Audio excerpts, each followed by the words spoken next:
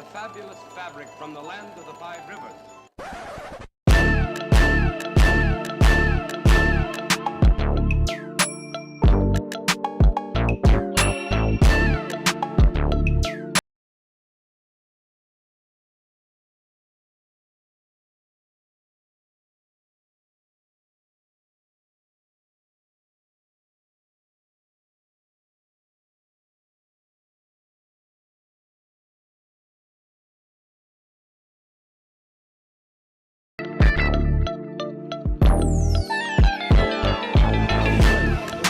Hit the edge 30, 35, 40. Midfield, McMahon breaks the tackle.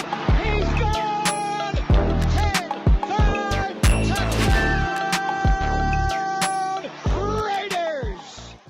2 years ago, when we came to Los Angeles, I really believed that the greatness of the Raiders would be in its future.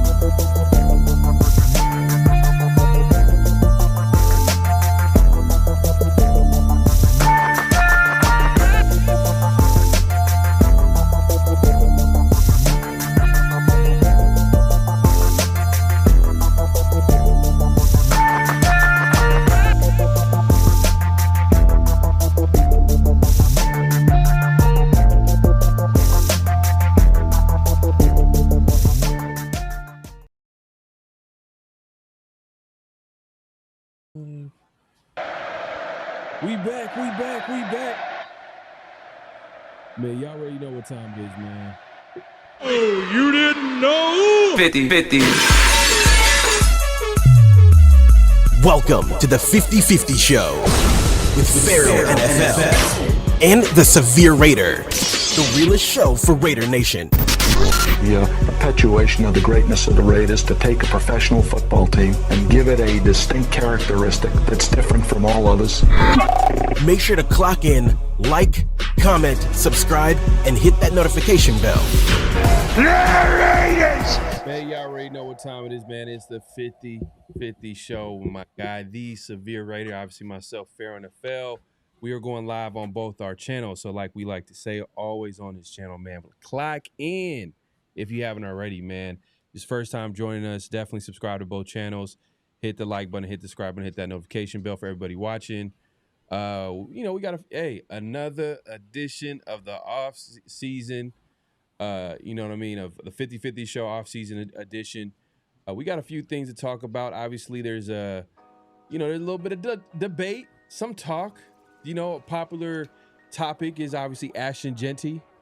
Especially on this channel. I mean, especially me, Severe. We've had our conversations about Ashton Jeanty and if he's a guy that is living up to that number 6 overall pick. Time will tell. But then we'll get into a comparison that was thrown out there, which I think we'll get into it. We'll think it's a little extreme comparison. Not a good comparison, in my opinion, but we'll get into that conversation. Obviously, ESPN continues to rate, to come out with top 10 lists, and the reason why we're bringing it up and making it a conversation, we know this is not an ESPN show. You know what I mean? We've been critical of all these major networks, but I will say that I think it's an interesting list because it's based off scouts, executives, and coaches around the league. So to hear how the league views top 10 players at each position, I think that's worth a conversation. And we've been talking about it the last couple of shows. Last week on the 50-50 show, obviously Around the Shield. Last week with my guy Dial. Definitely check out both shows. And since then, a few positions that a lot of people like to talk about. You know, quarterback, wide receiver, I believe just came out recently. We'll get into offensive line and tight end. And you know what? The Raiders made an appearance. I believe twice with the recent release of positions, but overall I think 3.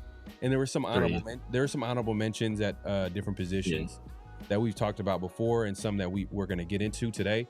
So, hey, man, we're going to get into that, all that good stuff, the flag on the play, notable quotables, all that good stuff, man. We're all going to talk about it. But salute to everybody pulling up. We appreciate everybody coming through and being patient with us. Antoine in the building, man. Appreciate you, my guy. Weston was good. TK was good. Hey, TK, I'm going to hit you back, man. I see the IG message, man. My bad. Yeah, man, we'll get into it in just a second. You know, I just forgot that I did something. Forgot to do something, but you know what? It's all good. It's all good.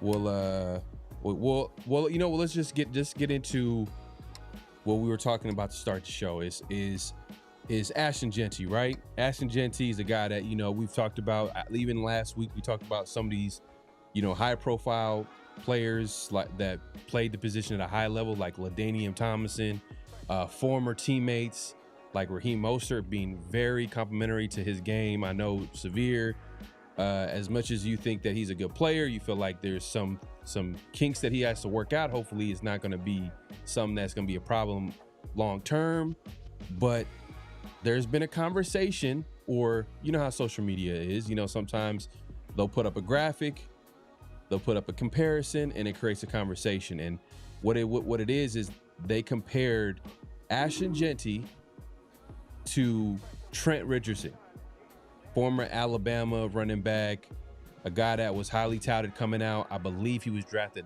3rd overall. And I'm trying to think of what year the draft was, but he went high. He went top 5. He went high.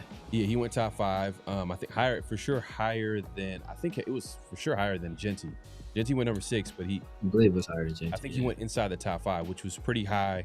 But you know, his career did not go as planned. You know what I mean? And it wasn't even like a McFadden situation where you seen the talent, but injuries was an issue. It was like, man, like what happened? Like it just, you know, he started off, and the comparison is the rookie year. And I'm gonna put up this I'm gonna put up the numbers, and I'm gonna put the comparison here for you guys to react to as well. So you got, and it's comparing each player's rookie year.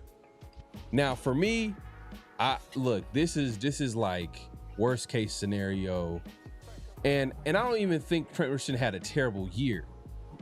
When you but the thing is, it's similar to Ashton Jeanty's year, but the thing is that like what it does is it makes people think about Trent Richardson's career, and then people will be like, is Ashton Jeanty gonna head into that like lane, or into that, you know, is he gonna have that type of career?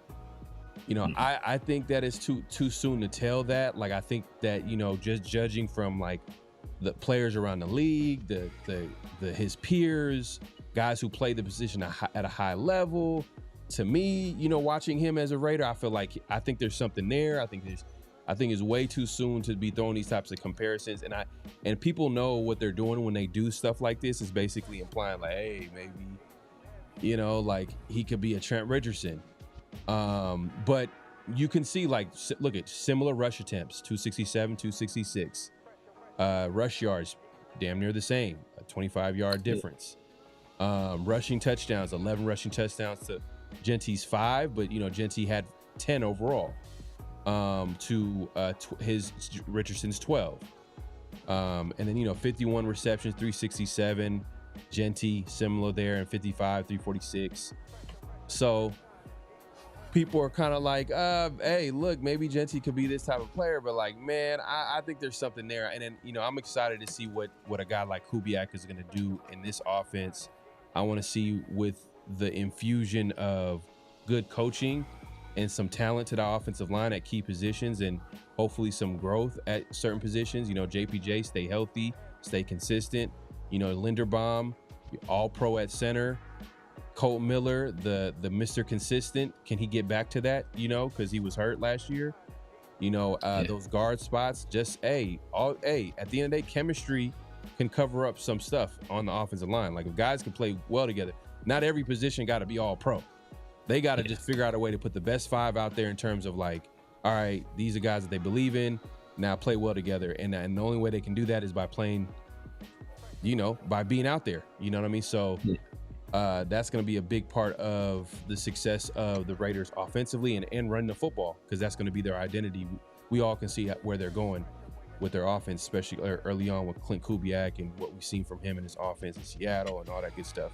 But looking at this, to me, I think this is just trying to stir up the pot, right? You know what I mean? I like, come on, man. Like, I'm not going to take it this far. I'm not going to say Ashton Jeanty's Trent Richardson. Is it similar rookie years? Yes. Was it a bad rookie year? No. But when people do this, they're trying to say that, oh, Ashton Jeanty is going to be another Trent Richardson indirectly, in my opinion. But what was your take on it, Severe?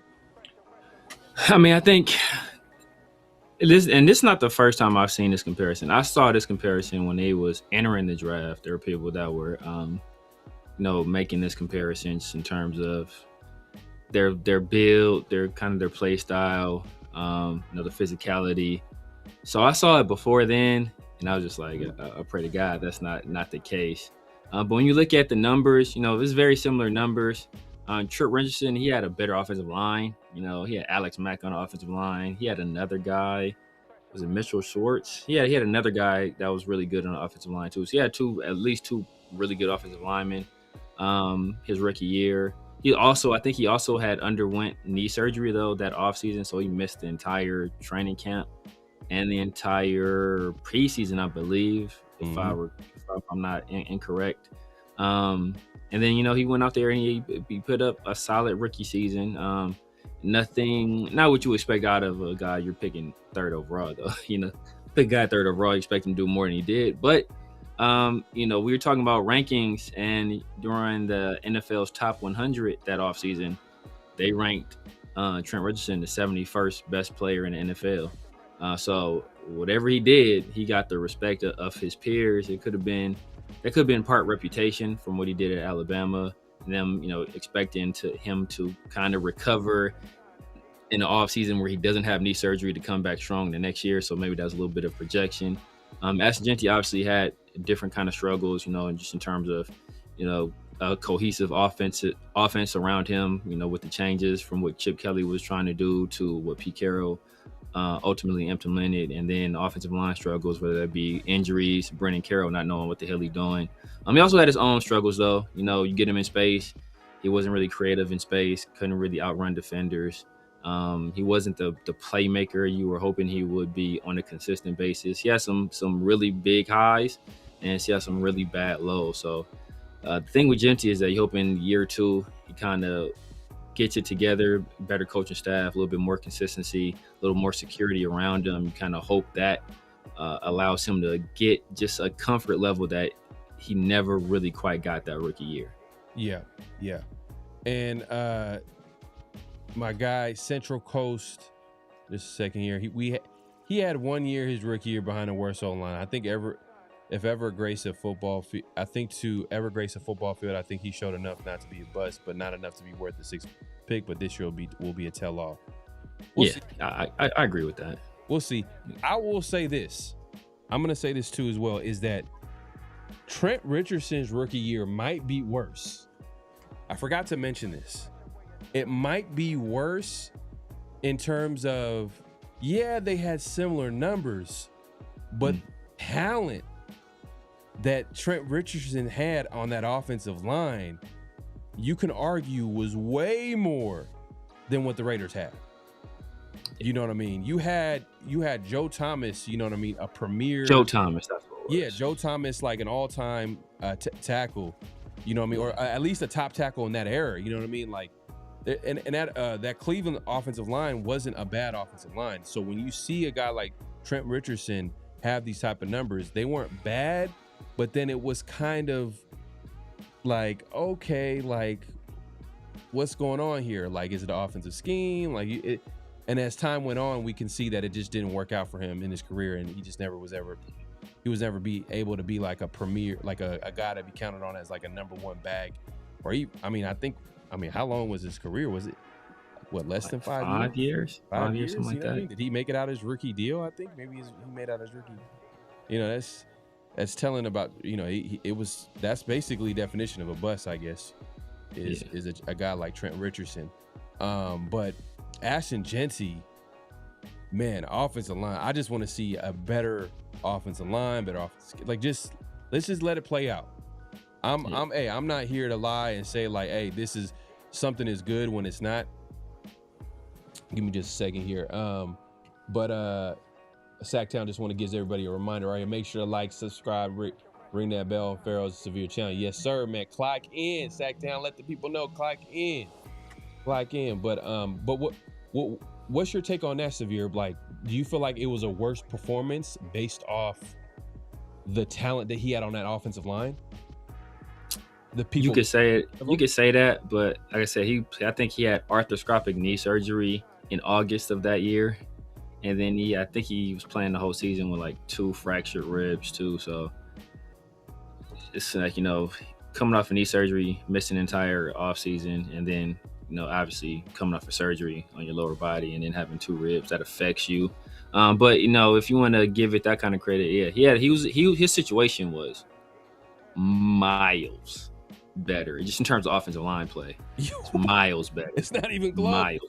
It's not even close. Not even close. But you know, hey, look, at the end of the day, like, you know, hey, social media sometimes throws these, like, you know, these memes, these comparisons out there, and they create a conversation. And obviously there is some question like, will Ashton Jeanty be this? We've seen like certain glimpses of like, ooh, there might be something there, but you know, we want to see it put all together, and he ain't gonna be that. Yeah, but he ain't gonna be that. Will he be 6th overall? But he ain't gonna be Trent Richardson. That's for sure. Nah. The Browns are smart, bro. The Browns traded him and got a first round pick for him. Damn. Got a first for him, bro. Damn. If we tried to trade Ashton Jeanty right now, we're not getting the first round. What year did they trade him? Because he didn't make it out of his, basically, he lasted just his rookie deal. Either after his 2nd or his 3rd year. Because he said if he didn't make it, because I think he only played 2 seasons with the Colts. And maybe it was 2 and 2. Oh damn, I can't have it backwards. I don't remember how long he played for the Colts, but he didn't play for the Colts long. And they traded a first round pick for him. I remember that trade vividly because I remember listening to Colin Cowherd, and Colin Cowherd was glazing Trent Richardson big time because everybody in the AFC South is worried about what the Colts got right now. You can bet defenders down there are worried, and obviously Trent Richardson turned out to be a complete bum. Yeah, just it didn't work out, man. It didn't work out for him. To me, the most memorable thing probably of Trent Richardson's career happened like in college, where he had that run and he had that crazy like juke move that he had where he took it all the way for a touchdown. That was crazy. That was just the whole Trent Richardson experience. But I never compared him to like a Reggie Bush coming out.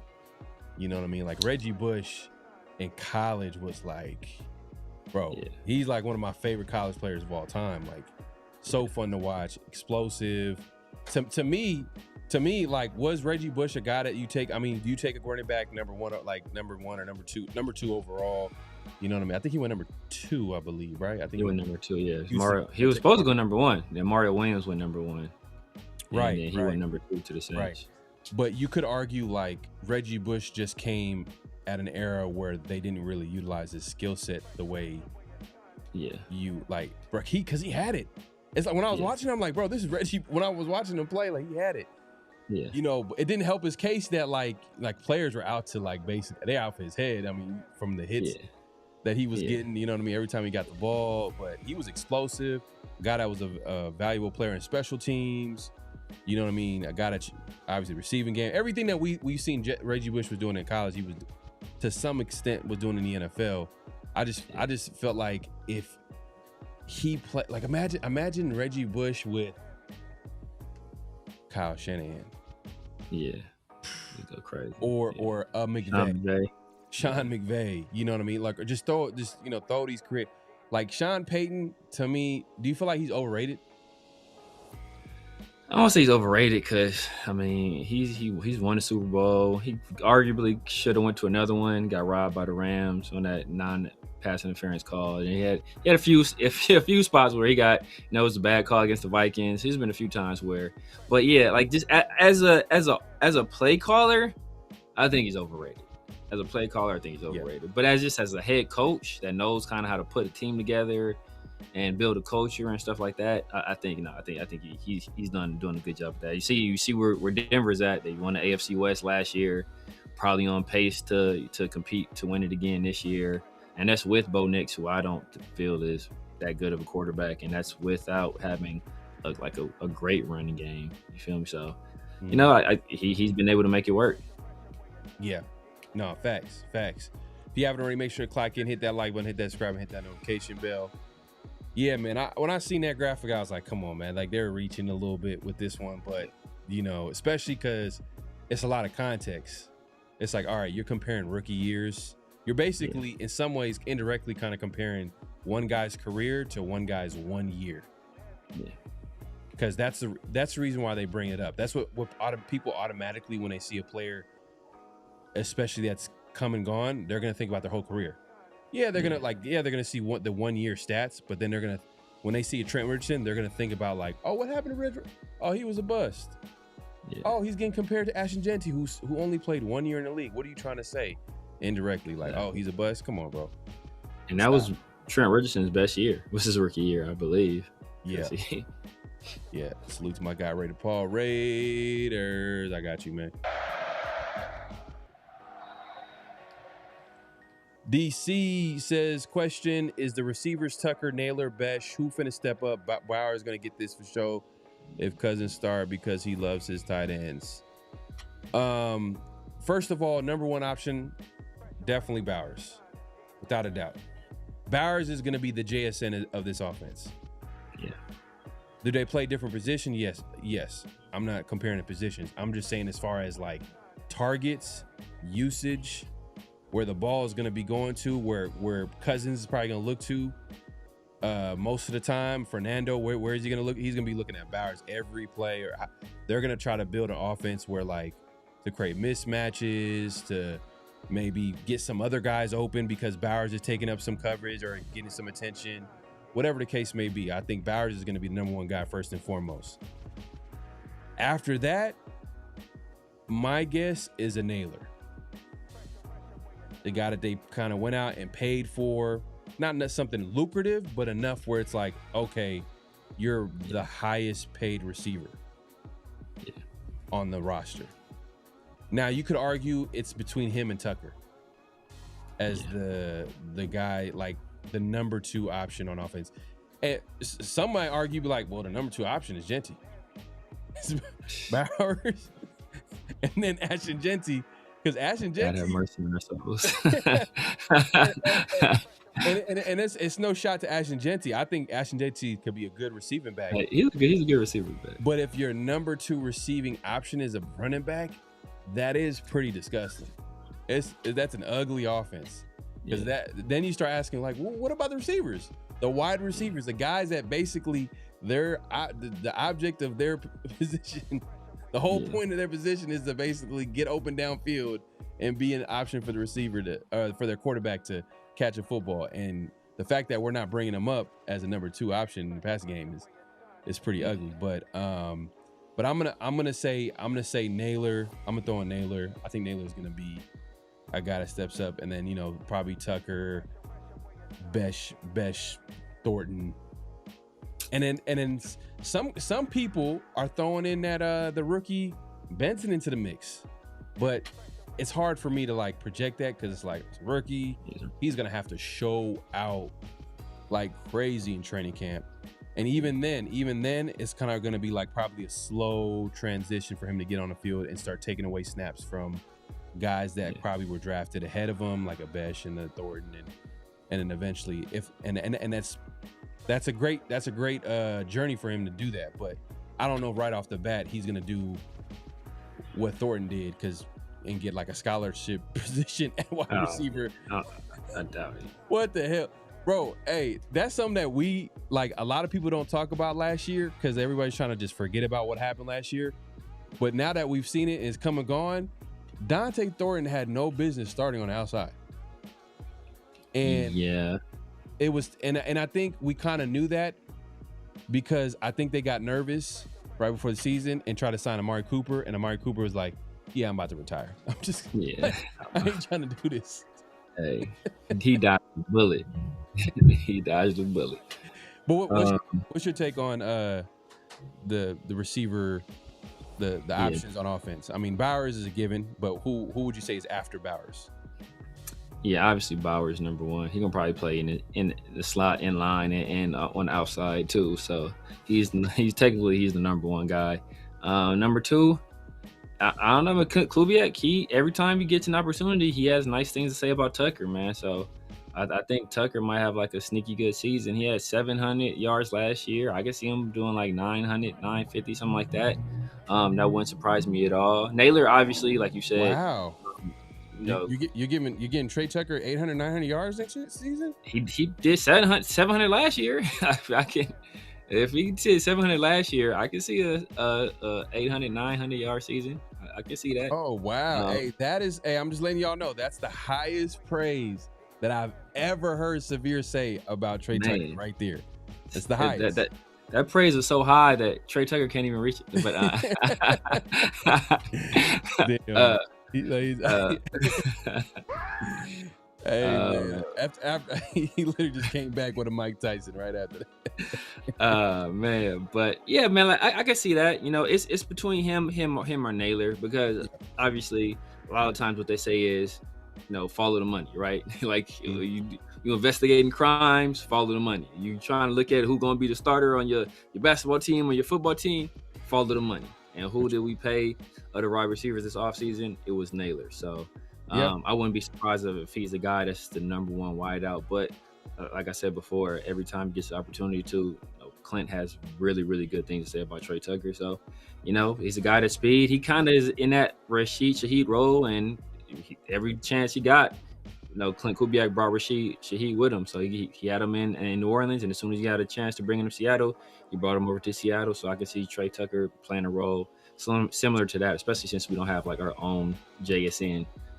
But what was Rashid Shaheed doing? I'm trying to think of his. I'm gonna bring up his numbers here real quick, because he likes to have like these like smallish, fast receivers, kind of deep threats, kind of guys to like basically create like some space for the other guys to catch passes in the intermediate or short, part of the football field. Yeah. So maybe Tucker is that, but does that come with production though? Like high production. So because you brought up a good point. You said Rashid Shaheed. Yeah. But what was Rashid Shaheed doing in like offensively with Kubiak? Like kind of a gadget guy. Kind of a gadget guy, right? Gadget guy. Yeah. So is Tucker a gadget? If Tucker's a gadget guy, then 800, 900 yards is a little bit high. I'm not gonna lie. He might be the only one though. That's the thing. He might be the only guy. Hey, that's what I'm saying. This is the most positive I've heard Severe ever talk about, Trey Tucker, bro. I've never heard him say 800, 900 yards from Trey Tucker. Wow, that's wild, man. That's crazy. I can see it. And you think about it because like think about Seattle last year. Like Rashid Shaheed he was a gadget guy, but he was the third guy. Obviously, in this offense we obviously expect the target share for Bowers, the target share for Bowers to be much the same as JSN, right? Yeah. But who's that second guy? Because Seattle had Cooper Kupp, so they had like a legit number 2 type receiver. Like we don't have that. So is that going to be Mayer? Is that going to be, Besh? I doubt it, right? So I think even though he was a gadget guy, if Rashid Shaheed was in this kind of system, he might have been a guy that got the second most targets in the passing offense. And if you give a guy like that, with Trey Tucker's his speed, his explosiveness, that many bites at the apple, I think he has the opportunity to produce. So I'm looking at Rashid Shaheed's 2024 year. That was when Clint Kubiak was the offensive coordinator for the. He was killing that year before he got hurt, I want to say. For the Saints, and he had about 20 catches for 350 yards, averaged 17.5 yards per catch, had 3 touchdowns. But he only played like 5 games. You know what I mean? Like 5 games he started, and he had 41 targets, 20 receptions. 350. He was on pace for like 1,000. He had 300 some yards in those 5 games. He has 5 games, so yeah. He was on pace for like 1,000. He was productive early on, and then with New Orleans before he got traded, I believe he had 44 receptions for 499 yards. That's not with Clint Kubiak though, but when Seattle traded for him, he got about 15 receptions, 188 yards. So that's not like a huge point. He was a number 3 guy. I guess that's Trey Tucker-ish. That's Trey Tucker. That could be Trey Tucker right there. But I don't know. 800, 900 yards. Whoo. Yeah. Jeez. Yeah. Man. You gotta come from somewhere. Yeah. If he gets 800, 900 yards, Bowers is having one of the greatest seasons at tight end to the point where guys he's wide open. No one's near Tucker. Oh, you hear the commentator, oh my God. There's no one near Tucker. Like someone's wide open. There's no defender in sight because everybody's focused on Brock Bowers. Maybe that could be the case or whatever, but yeah, man. Yeah, to me, I think Naylor could be an option, but yeah, Tucker is another possibility as well. As you can see, we haven't talked about Besh and Dante Thornton because we just wait and see. Exactly. Wait and see. Exactly. Wait and see. Wait and see. Because at least to your point, you've seen something with Tucker last year. Like he was like, all right, he was able to be productive with chaos. Exactly. All around him. So imagine like actually solid to great or good offensive minded coach. Yeah. Have a system, have a role for him, and then given the football in good situations that complements his skill set. Maybe to your point, he might be able to get to those yards, like you said. So we'll see. Money Chuck, bro. Trent Richardson had Joe Thomas earlier. We were talking about Trent Richardson and Ashton Jeanty conversation. And he says Trent Richardson had Joe Thomas and Alex Mack. Yep. Was it all-pro center? All-pro, Pro Bowler center? Alex Mack, I think he played center. Were line healthy. Jeanty had who? Yeah. Hey, man. But who was Alex Mack? But that's the what we don't put in context. Who was Alex Mack in 2000? What's that? 2012, 2013? Like, who was he back then? Was he Pro Bowl center Alex Mack at that time? Was he already that level? I don't remember when he got drafted. He was a second round pick if I recall correctly. Yeah, I don't remember. That was a pretty good center. But now your point was like, when did he like turn into? Yeah, when did he turn into that? Yeah, but either way, man, I just think that Cleveland had a better offensive line. Like he had a better offensive line, yeah. But there are fair few offensive line that are worse than what the Raiders had last year. It's not to me like the Raiders offensive line is so bad that I'm not even going to look to compare when there's Joe Thomas on the offensive line. Nah, fact. You know what I mean? Fact. Like Joe Thomas is going to make everything easier for everybody. And then if you start adding good players around them, and let me see, Alex Mack, former. You're asking like when he was a Pro Bowler? Yeah, well, I don't remember when he was drafted. Was he still a young player at that time? I don't remember when he was drafted. I remember it was a second round pick, I want to say. I don't remember when he got drafted, though. So he was with the Browns. He was named to the 2011 Pro Bowl roster as second alternate to replace Nick Mangold, RIP. Yeah. So 2011. And I think Trent Richardson was drafted 2013. But 13. Okay, so during the 2010 season, Mac again started every game for the Browns, and he was named to the 2011 Pro Bowl. Okay. And I believe Trent Richardson was probably drafted like 2012. It was 2012, 2013. Yeah, one of those. I can't remember. One of those years, right? So Mac is already established veteran, good to great at his position. I think Mangold was probably like the standard.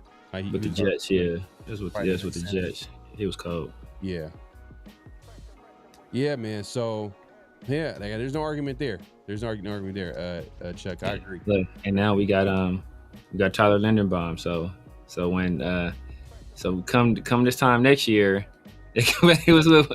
I don't want to hear. Like, you got Clint Kubiak, we got Tyler Linderbaum, we got Colton Miller. So it ain't gonna be no, oh, we don't have this, we don't have that. So now it's and that's the situation you want. You want to put the guy. You don't want it to be any what ifs. Oh, what if we had this? What if we had that? You want it to be a situation where you put guys in the best position to have success, and then, if they kind of put up or shut up at that point. Hey, Odyssey, it reminds me of is when you remember when I don't know if Raider fans, y'all watch some of these Raider podcasts, and I believe Max Crosby was on his podcast. He had Nate Hobbs on the episode of his show, and he was talking about playing basketball, and he's talking about his teammates who they would play hoop with, who plays hoop, and Tyree Wilson was brought up, and they're like, no, Tyree, like they're like, hell, like, you know what I mean? They laughed him off, like, nah, Tyree. Basically, he's goofy. Like he's not basketball. Yeah. He's not the basketball type. They say this is not coordinated. He's not coordinated. So to your point, Odyssey, when you say I don't like Thornton saying that he can't play basketball as such, yeah, man. Yeah. Especially, why you're saying this is because what were people saying when he got drafted, right? And I was a Dante Thornton guy, but like in the later rounds. Not a fourth round, but as a project, like, hey, let's see if we could, find something there, right? What do people bring up? He's 6'5", 4.3 speed. He can go up and go get it. But guess what? That's not his game. Yeah, and like that's one of the things I said though. He was 6'5", but he ain't had no bunnies. He had like a 20-something inch vertical leap or something like that. Something ridiculously bad. It's like, bro, how are you gonna be? How you gonna play above the rim? You ain't got no bounce. Like, that don't make no sense. Yeah, nah, facts. 100%, 100% agree, man. I think, and basketball, like, what basketball kind of teaches you a little bit is like body positioning, like being able to like box out. You know what I mean? That translates, I think, when you're talking about receivers who are trying to go up and get it. Like, think about some of the players that play two sports. Like that at skill positions. Think about Tony Gonzalez. Think about the Antonio Gates. Think about Henry Ruggs. What was Henry Ruggs showing? Hey, look, Henry Ruggs had a short NFL career, short career, Raider career. But what was he showing? He was showing you 4.2 speed and the fact that he can go up and get it. And he wasn't 6'5", 6'4". He was a freak athlete, Crazy. 40 plus inch vertical. I think, was he even 6 foot? You know what I mean? You could argue 5'11", 6 foot, around that area. But one thing is that basketball background, it translated to him going up and going getting the football and playing the receiver position along with his, athleticism. Dante Thornton, he has like the athleticism on paper, but is he coordinated enough to use it? Yeah. I don't see it. I don't know. It remains to be seen. But maybe I haven't seen there's it. a way to use him, but it's not the way that you think. That I don't think it's the way that people think that. You know, you can't talk about his height no more. You can't be like, he got 6'5". He's one of those guys that you probably gonna throw like one of those drags. Yeah. You know what I mean? Have him just running diagonally and just like hopefully you can create a big play that way. Use his speed. Exactly. Maybe he can develop it as a deep threat, but he would have to create some separation. Exactly. Beat the jam. That's the main thing. You have to get off press. Yep. But as far as like using his ability to go up and go get it, I don't see that. I don't. And I asked you this a hell of times, and I asked other people all the time. Is the ability to go up and go get it? Shout out 50-50. You know what I mean? To get the 50-50 balls. Pause. Is that ability something you got it that you have, or can you work towards? Is it something that you have to have, like naturally not naturally have to have, or can you develop that skill set? You can develop the skill set, but to be like elite at it is kind of a mentality you have to have. And that's why basketball players generally do it so well, because basketball is a game that's played with verticality, rebounding. You're always jumping, trying to intercept passes, trying to block shots, trying to layups, dunks. Like, it's played above the rim. So you're used to that mentality of, hey, I see ball in the air. I can't push a guy to grab the ball. I have to use my body position and my two hands to go up and get the ball. So like it builds that in guys. That's why Randy Moss, we talked about players like Randy Moss was a really good basketball player. It's another guy, who had a basketball background. So that's why basketball translates so well, just because the movement skills you have to have, like I said, the verticality of it, like playing in the air, going up, getting the ball with other people trying to get it as well. Like it builds all of that stuff in you. So like you're constantly being trained. If you have to learn that stuff, I think you can learn it, but it's never going to be at the level of a guy that's been doing it. Right. That's honed it for so many years. Right. Yeah, I agree, man. But I just think that like the expectations for Thornton is going to be different, and the way he's used is not how people. I think that needs to change. I think what he's probably going to be good at and what he could be useful in is not going to be exactly like maybe those deep overs, like just have him just use his speed, just run, and hopefully he can run by somebody, create some separation, and then like develop his hands. I think that, you can get better as a pass catcher, maybe that way, but like actually like throwing 50, like the 50-50 ball, that's nah. And that sucks too, because you got like a guy like Mendoza who loves to do that, by the way. Yeah. He likes to throw it up there for his receivers to go get. Yeah. And apparently, if you think about it, do we have anybody out there? Bowers? That's wide receiver. I don't know if we have a receiver that can go up and go get it. I'm trying to think. Maybe Besh. I'm just going, but because look, look, separation is not the name of his game, right? No. So maybe he can be physical and then try to, maybe he could develop. We got to see it though. We have to see it. That's got to be an Anquan Bolden. That's what he got to be. He got to be just bully ball. I'm catching everything that's near me. Like, I'm being super physical with you. Like, that's got to be his game. Like, he ain't gonna play above the rim either. He ain't gonna get a whole bunch of separation. Gotta be really, really physical. Have strong hands. Yeah, man. Oh, Ja Raider is saying he says Thornton has no footwork. He's not twitchy. Man, look, I think there is some athleticism there. It's just not coordinated. I don't know if it's coordinated enough for him to be, but I'm not throwing the book at Thornton. I'm gonna give him a chance. Like, come on, like, it's just rookie year. There's so much chaos. He was a project to begin with. I think the expectations, we seen it coming. Like, we're like, hey, what's gonna happen, right? It's like you have like a 4th round project receiver starting at outside receiver. He's going to struggle, and then everybody's gonna be like, oh man, he's disgusting, he's terrible, whatever. This case, it's like it sucks for Thornton, but it was kind of like a lose-lose type of situation. Like, everybody knew that he needed some time to develop. So hopefully he had a great offseason and he could contribute in some way this year.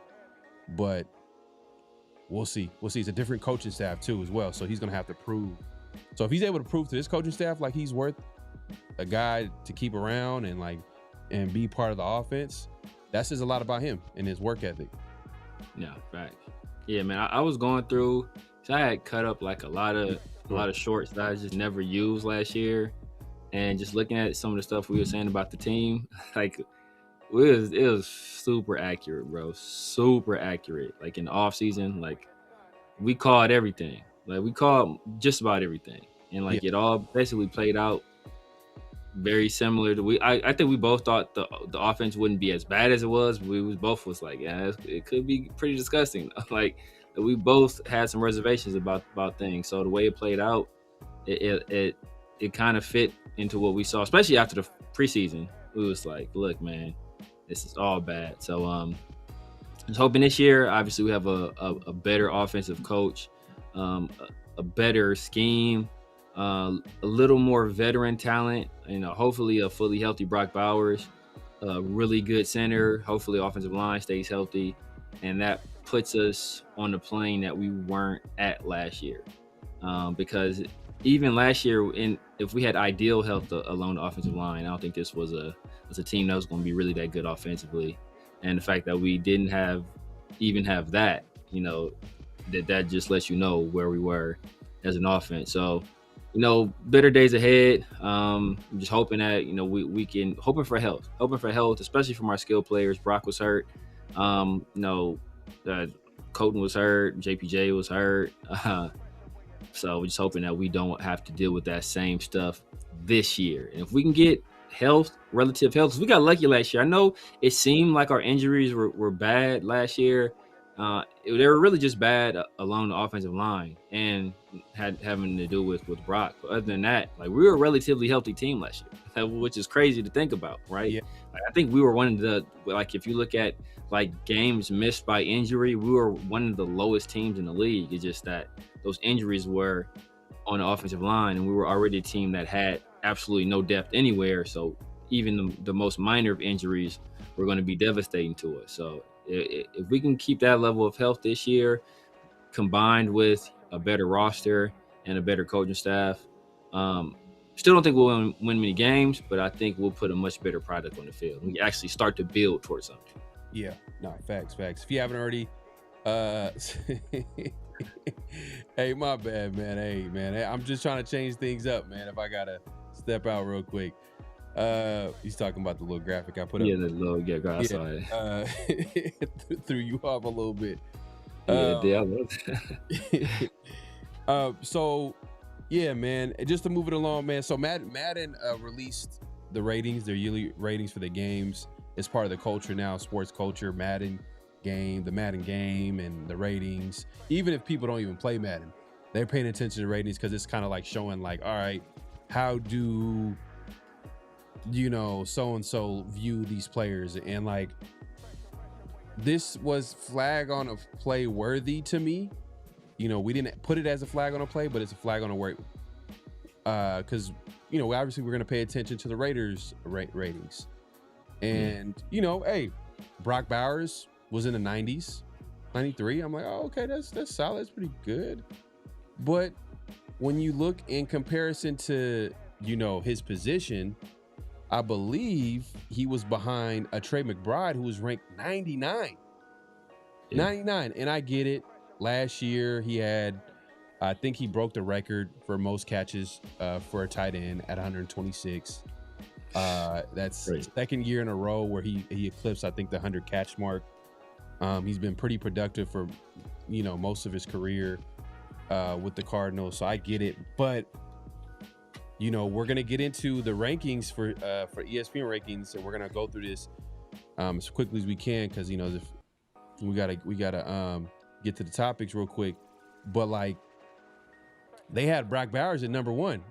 You know what I mean? Just give y'all a little sneak preview. They had Brock Bowers number 1. If you guys haven't seen it, this list is not just ESPN lists. I don't really care about that.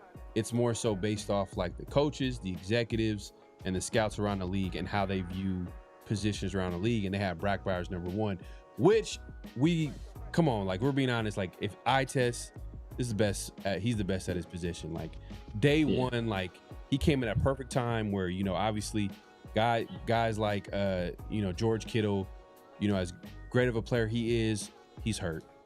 You know what I mean? And now he's recovering from Achilles injury. And even when Brock Bowers' rookie year was happening, he also kind of got hurt that year. And Brock Bowers was breaking records that year, you know, and just day one, he just came in swinging in a situation that wasn't ideal for a tight end or for any offensive skill position. No quarterback, offensive scheme was terrible, everything that can go wrong. And he's been in that situation time and time again. And all he's shown us is like, wow, this dude's special. So I test the coaches, the executives, the scouts, they all feel the same way. They have him number one tight end in the NFL. I think that they got that spot on. And they weren't basing it off like players' individual stats, because they understand like that can fluctuate here and there. But if they had to put their money on it, on who is the better player, the better talent, it's Brock. And I think they got that right. But, you know, when you look at Madden, and I think Madden, the people who do the ratings, I think there's some, I think they get some NFL players on there. I think for a second they had Chad Johnson on there kind of helping out with the ratings and things like that. I don't know how much he helps out because that's a lot of players. So I don't know. But they had, so I think that's a big, like, I get it. He had 126 catches the year before, but 99 to 93, like the gap, like. Yeah, the gap is crazy. Yeah, come on, bro. Like 97. And even on my head, I'm like, he's a better player. It should be like at least 97 and a 99. You know what I mean? Like, yeah, so he's not even the second best. I want to say George Kittle was ranked above him too. I think George Kittle's like a 96. Me personally, I'm okay with Brock Bowers being 93, 94, 95. Just bring down Trey McBride. I don't think he's 99. Is he 99? Let me know in the chat. Like, is Trey McBride 99? No, but he's right there with Brock. Like, just we don't watch the Cardinals, so we don't see how good Trey McBride is. But Trey McBride, he's right there with Brock. Obviously, Brock is more twitchy as a player. Trey McBride is just he's clean. He's like, but you watch him play, you're like, man, this dude is just clean. Just make it like, you know, it's like almost like, I don't want to say Marvin Harrison as a tight end, but it's just smooth. It's just smooth, bro. Like, you see him smooth, but then he can get busy on you too, though. So that's the thing where he combines both of them. And Brock is just like, bro, I'm just out here. I'm the best player on the field right now. Like, nobody can mess with me. I'm about to jump over you, run through you, run around you, run past you. Mm-hmm. So it's way more eye popping when you watch Brock play. Yeah. And I think he projects better for like as an inland tight end, like where inline tight end where he's, you know, he might be a better blocker, you know what I mean, than maybe Brock Bowers. But Trey McBride not a great blocker either. He's better than Brock though, but he ain't. You're not like he ain't Kittle. I don't think Brock is terrible. I don't think Brock is terrible either. I don't think Brock not terrible, but he ain't good either. Brock is just, he gives effort. He gives good effort, but he's just not good. I think his size and like the way his skill set, it's like to have him inside there to block, like he's not. It doesn't make no sense, bro. He's not George Kittle. What is George Kittle, like 6'5", like 260, 260 at least? Like, think about the great blockers at tight end. Look at their body. George Kittle's not as big. He's not as big as I thought he was. Like, I thought he was like some like crazy like. Hold up. Let me see this.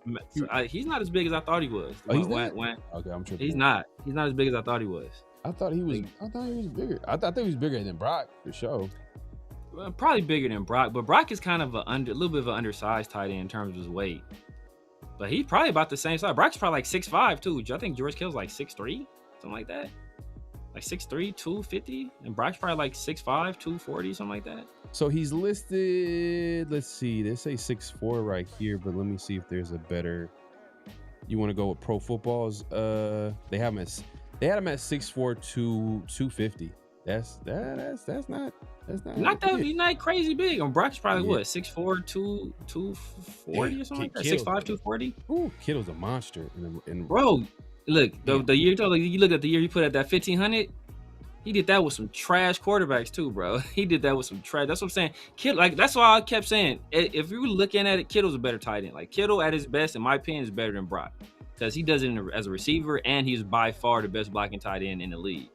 He impacts the game impacts the game crazy. And like I said, he did the year he put up that 1,500 yards. I forgot who was their quarterback. It was like I forgot the quarterback's name.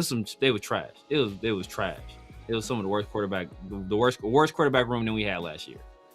So like he still put up crazy production. So yeah. But even then, Brock is like the better playmaker. Like Brock is still like way crazier as an athlete, like just way more twitchy. But just George Kittle Kittle's a monster. I don't know, he's just a monster. It's just overall, like he's a threat in the receiving game. I would say I would still give Brock the edge there, like you're saying. Oh yeah, I'll give Brock the edge. But like even ever in his career, like if you just put Brock's just skill set, you could just see it. Like, oh wow, like if you put him with it. Look what he's doing with like average coaches and average players. Like imagine just giving him above average anywhere else, like maybe a quarterback or play caller. Yeah. It's like, oh, this dude's gonna like have a crazy season just because this might be the year. This might be the year. But blocking, yeah. Do you think it could get better, or is that's just gonna be his game?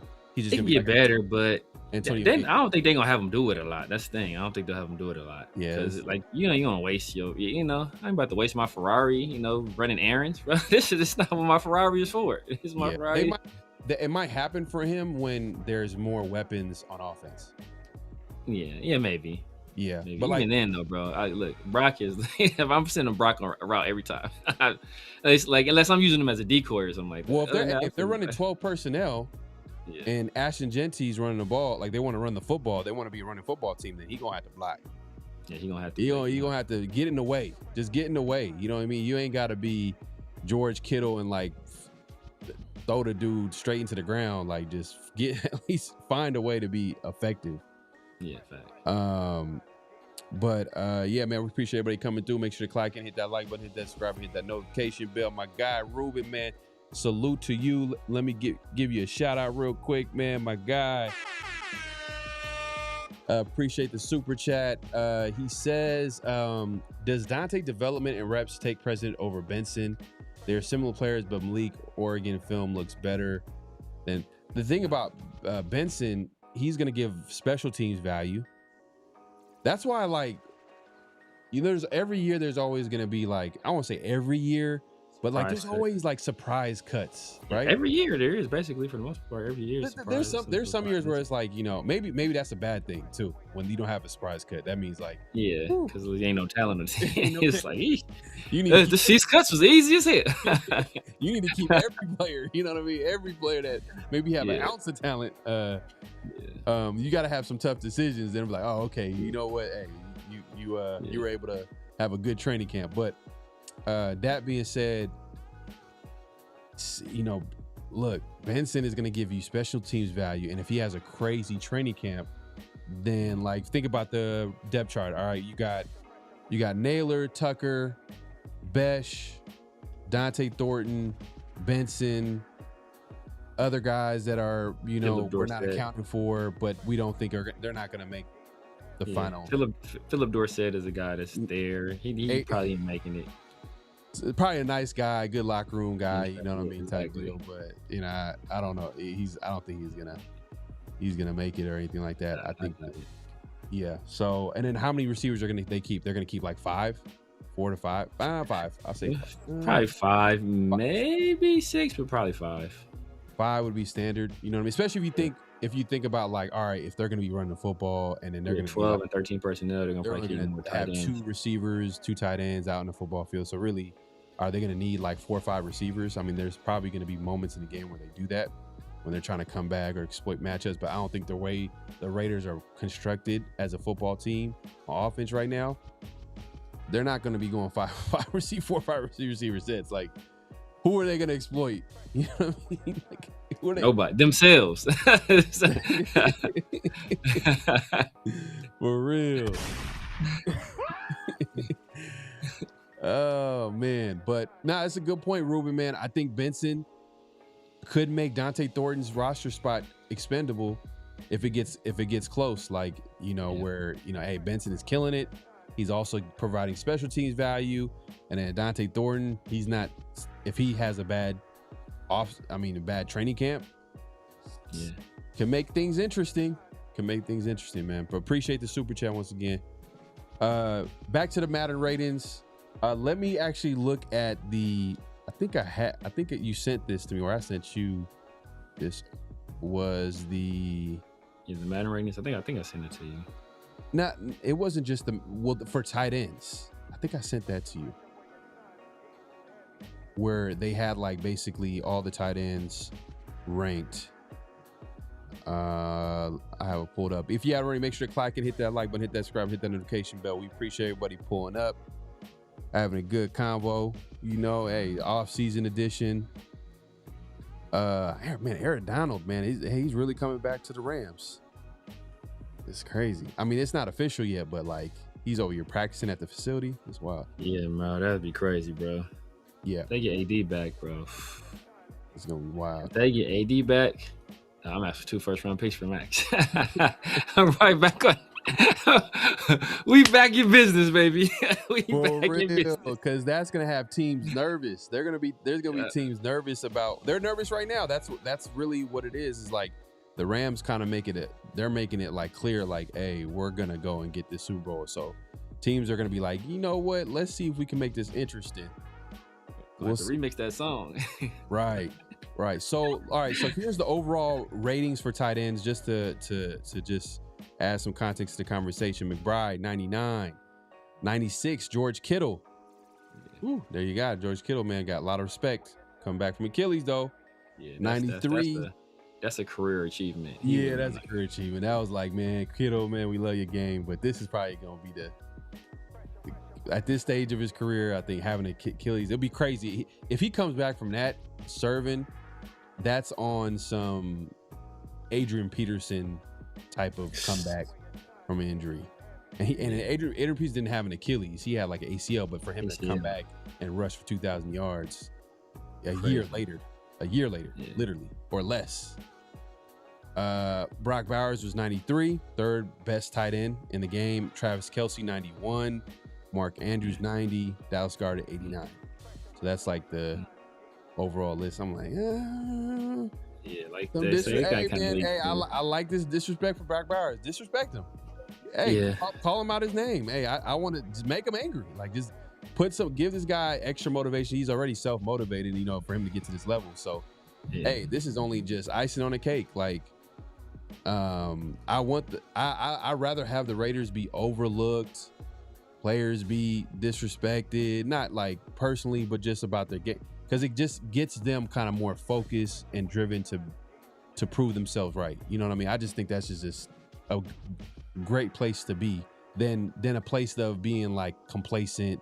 Oh, we're the best and like we're comfortable. Ain't no one gonna like. Nah, I want the players on the Raiders football team to be overlooked and they have something to prove, have a chip on their shoulder.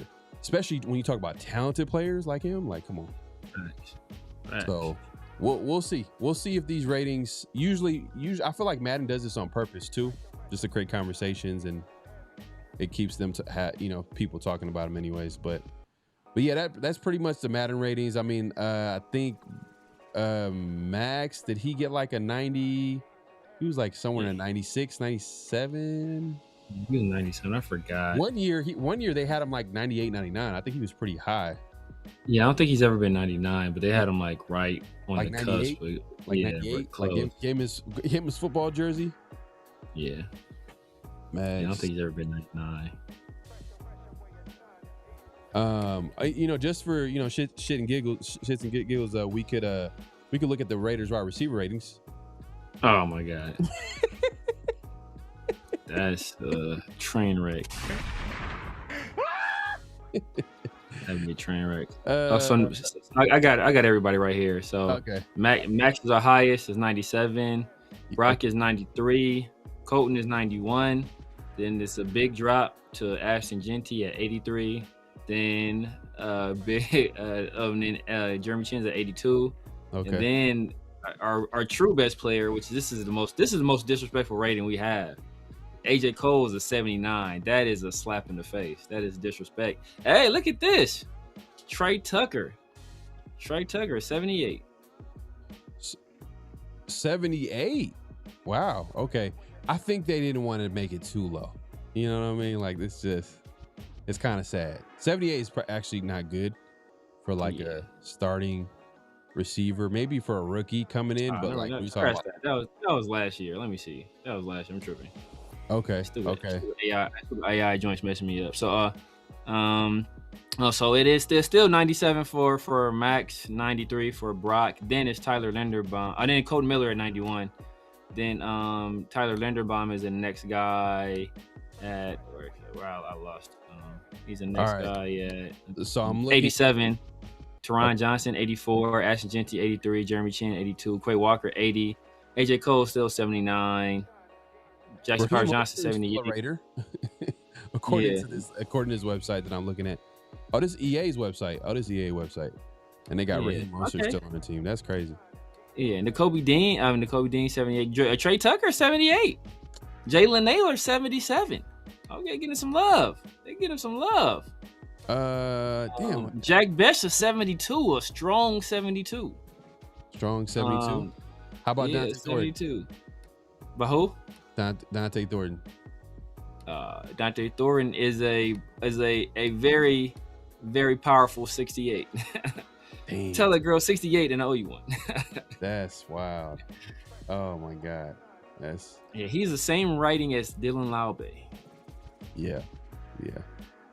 But hey, look, a lot of this is subject to change. I think they update the rating as the season goes along. It's not the end all be all. Obviously, it's just a projection. And like, you know, this is disgusting, bro. But it's just another way. It's just another version or a way of telling you, like, hey, look, the Raiders, they need some talent at certain positions. I don't think it's going to be the end of the world. Like, I feel like the Raiders can probably find ways to be decent if they, but in order for that to happen, Brock has to be on point, offensive line got to be on point, and the running game has to be on point for you to have that lack of talent at the receiver position. But like, if they can find role playing receivers, they could make it work. You know what I mean? If Tucker can be a deep threat, if Naylor can be a guy that can get open when Brock Bowers is taking attention, you know what I mean? Hey, it could work. Yeah. You know, and guys like Michael Mayer steps up too as well, kind of like, you know, becoming another option in offense. It can work. It's just that, like I said, offensive line got to be on point. The running game got to be on point. The play calling got to be on point. The defense got to be on point. You see where I'm going with this? Like, there's little room for error when you sometimes have less talent in certain positions. So it is what it is. But yeah, that's pretty much it about the Madden ratings, man. It is what it is. But let's get into oh yeah, the Raiders, I guess, are holding 5 open practices to start in August. That's pretty cool. For a second, I was juiced a little bit. I thought I seen something saying that they're gonna have training camp. They always do this every year, always pump faking, saying that they're gonna have training camp in Santa Cruz, Northern California, but yeah, obviously it didn't happen. They need to do it, bro. They need to find a location. I think that's gonna be dope. I think that'd be dope. But I don't know why. I don't think, for whatever reason, they don't want to do it. I guess because, you know, they have state-of-the-art facilities, so I'm sure like coaches and the team don't really. But I feel like there's some value in going to a different location and having players kind of like just lock in and not have any distractions. You know what I mean? Just like kind of just being in a way. But I've always thought that was like a cool little thing. I mean, you know, I would wonder. It would probably be a good question to ask, like, you know, former players that like played for the Raiders and how how was it when you went to Napa and, like, you know, had those training camps? Like, do you feel like that was like a good experience and things like that? For the most part, I've heard good things, but it'd be interesting to hear their take on it, especially because Vegas, that heat is crazy. Like they're trying. It's always as much as they have access to all these facilities, it just kind of like the heat kind of throws them off a little bit, I think. Yeah, man. Mark Davis like, we got McDonald's at home. Yeah. You know what I mean? Yeah. Mark Davis like, for real, we got McDonald's at home. Like, I'm about to what? Set up a training camp, bro. Yeah. Look, I just paid for one of the best training facilities in all of the NFL. You know, like we can do the outside stuff outside, and if it gets too hot, we got the indoor stuff we can get popping too. We got one of the best weight rooms in the league, great training staff. Like, look, we got everything we need right here. So there's a benefit, you know, because like there's a team bonding element when you go to an offsite and do your training camp there. But he's like, bro, a lot of these dudes ain't gonna be on the team, bro. I ain't worried about them. He's like, I'm not about to pay for these dudes to get a trip. Maybe it's a possibility. Hey, would you go to trip? Because I know they have one of the 5 open practices. I think is going to be like at Allegiant Stadium. Yeah. So did you go last year? Nah, I've never went. You haven't gone. Maybe 805 went. That's when he first. 805 went. Okay, shout out to 805, my guy. Yeah, he went. Yeah, so yeah, possibly. I mean, I think the one that would be open. Well, when they say open to the public, is there like a limit to how many people can go, or is it like? Because I know Allegiant Stadium, I think that's pretty easier. Yeah, everybody probably be able to get in. Right. Because all the other ones are like 7:30 in the morning. Like I mean, Raider fans are diehard, so I'm pretty sure there'll be a lot of people there. But last year, people were able to register and get tickets and stuff. I don't know if they're doing the same thing this year or not. Yeah, they would never do this. But imagine like having fans come through for like a joint practice. Oh yeah, never. They'll never do it though. Yeah, they would never do it. But it would be clean. That'll be clean. Not this year though, because we're doing the Texans. I don't want to see that. I don't want to see that. I feel like the joint practices are very strategic. Yeah, for sure. Ahead of time, okay, we're not going to do this on this day. We're going to be practicing this. Like, we're going to be real light. I want to go to like a training camp, like a real, like, I want to see what really, you know, not like those like rehearsals or those day offs or where they're going light. They're not in pads. You know what I mean? Like, exactly. I don't want it to be that type of situation. Real practice. Allegiant is somewhat of like I think they're gonna take it semi-serious, but it's a little dress rehearsal. They're gonna just make it, you know, pretty straightforward. I think they're gonna make it enough where it's interesting for fans to watch the team and stuff like that. But yeah, they're not gonna. I feel like a lot of this is just try to get fans kind of like, you know, more exposure to the team. But do you think it's gonna be like a training camp practice where? You know, you see what it's gonna be in shells. It's gonna be no hitting. They're gonna be doing some super vanilla stuff because they're not gonna give people access to too much. Yeah, so that's how it goes. So it's just fun. It's just like a fun to be there and to see the guys work out and stuff like that. But you're not gonna be able to take too much from it. You know what? That's a good question, Ruben. What was he's asking? What's Teron Johnson's overall? I don't know if you have it up. 84. 84. Oh, okay. He's like the fifth best on the team. Ooh, we only got 8 guys in the 80s. Real quick update. Mendoza has not signed his rookie deal still, right? We haven't heard any announcement. No. And Gerard McCoy hasn't signed his rookie deal. No announcement. Yeah. What happens if he just retires? Like, I'm done. That'd be Gerard McCoy? Yeah, Gerard McCoy just retires. Jamad. I doubt if he does that. I mean, it'd be crazy because it'd be like a 4th round pick that we spend on them. But it's a 4th round pick. We spent that on Dante Thornton, so it's like whatever. Right. You know, you don't want to waste them, but it won't be that big of a deal. I mean, he's probably one of the players I was most excited about getting drafted, but I doubt if he retires. But yeah, I do wonder what's the holdup with this contract though. It's crazy, especially Mendoza too, because has Ty Simpson signed yet? Ty Simpson, that's a good question. I would have to look into it, but everybody watching, make sure to clock in, hit that like button, hit that subscribe, hit that notification bell. We appreciate everybody coming through. It's that time, y'all. You already know what time it is, man. Personal foul, 69, offense. He was giving them the business. Flag on the play.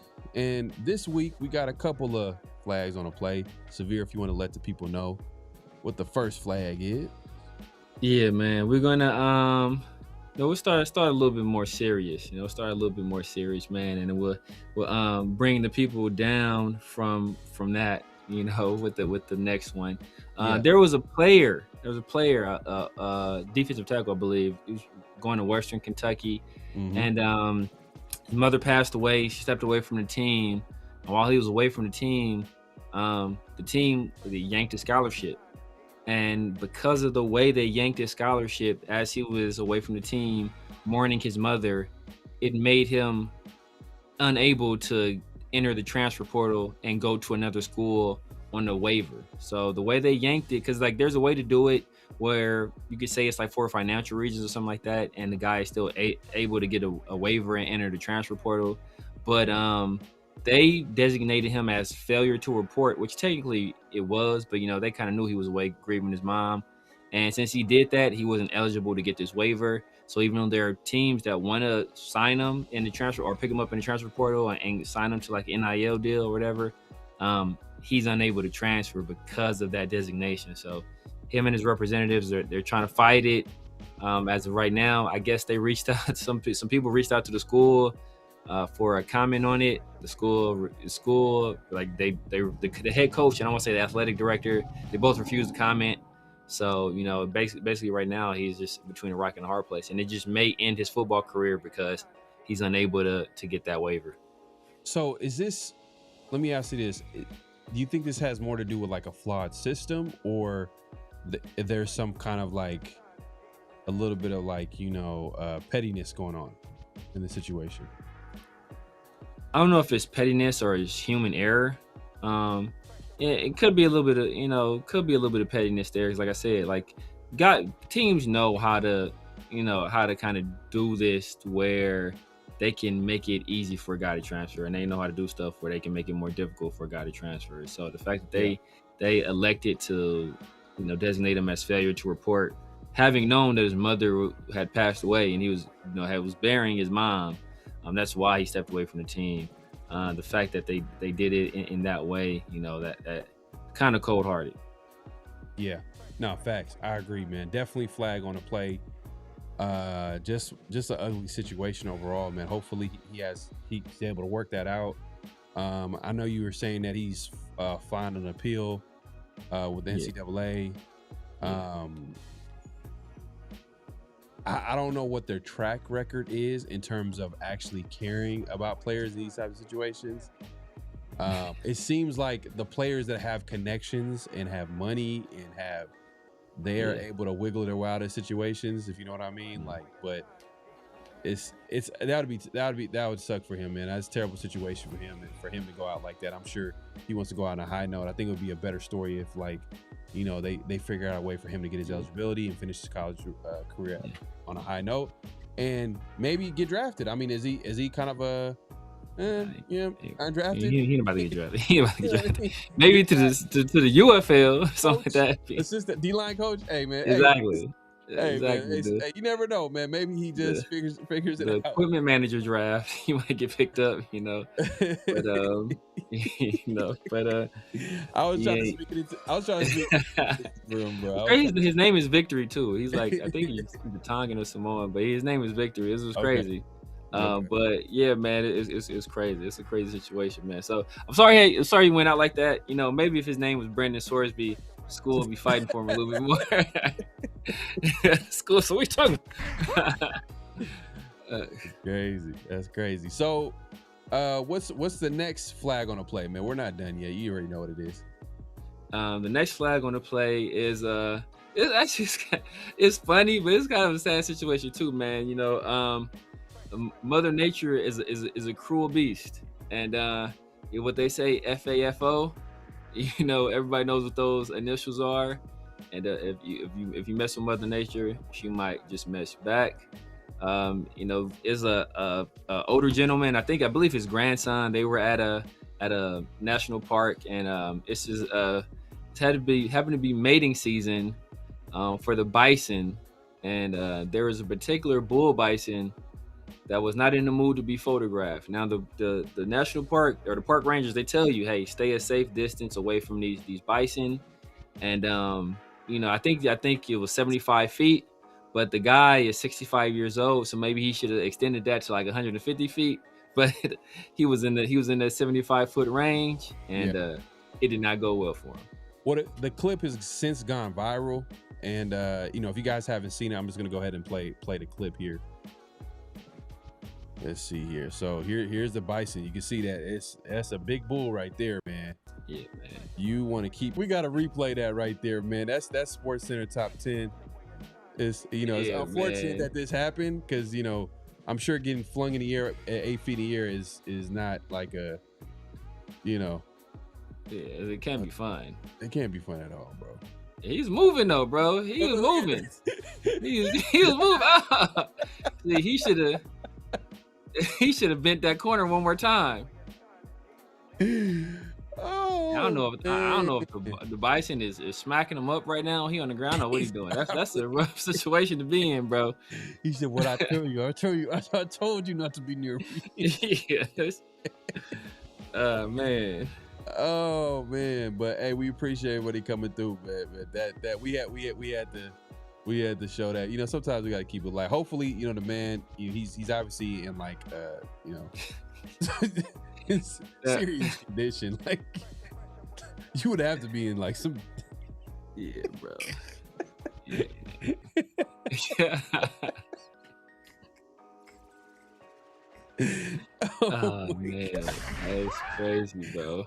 Whoa, the reason why it's flag on a play, I just never understand why people flirt with Mother Nature in this way. Like, I like nature, but I understand, like, for me, the rules stay 75 feet. I would probably be like, bro. That binoculars from from across the river, like, hey, there's a exactly. or from inside of a vehicle. Or inside, you see that car go by? The car. Yeah. There's a truck that went by the Bison, and he pressed the gas immediately as soon as it started charging. Like he was like, "Oh, I ain't trying to mess up my car." Boom, bounced. But hey, hopefully everything is going well for him. He's obviously in serious pain. Oh my god. Oh my god. Hey man. Hey, bro, what they say? You play stupid games, you win stupid prize. Bro, it's 75 feet. If you like a normal person, bro, you 65 years old, dog. Like you should have known off top. Now that's hopefully everything is going well with him, and hopefully he'll get well soon. But damn, 65 years old. You don't want to be flung in the air at 65 years, 8 feet in the air. Man. You know how painful you're gonna feel. Everything. Everything, bro. Everything. His grandson got gone, and that's what's cold. His grandson's like, hey, I'm gonna miss your grandpa.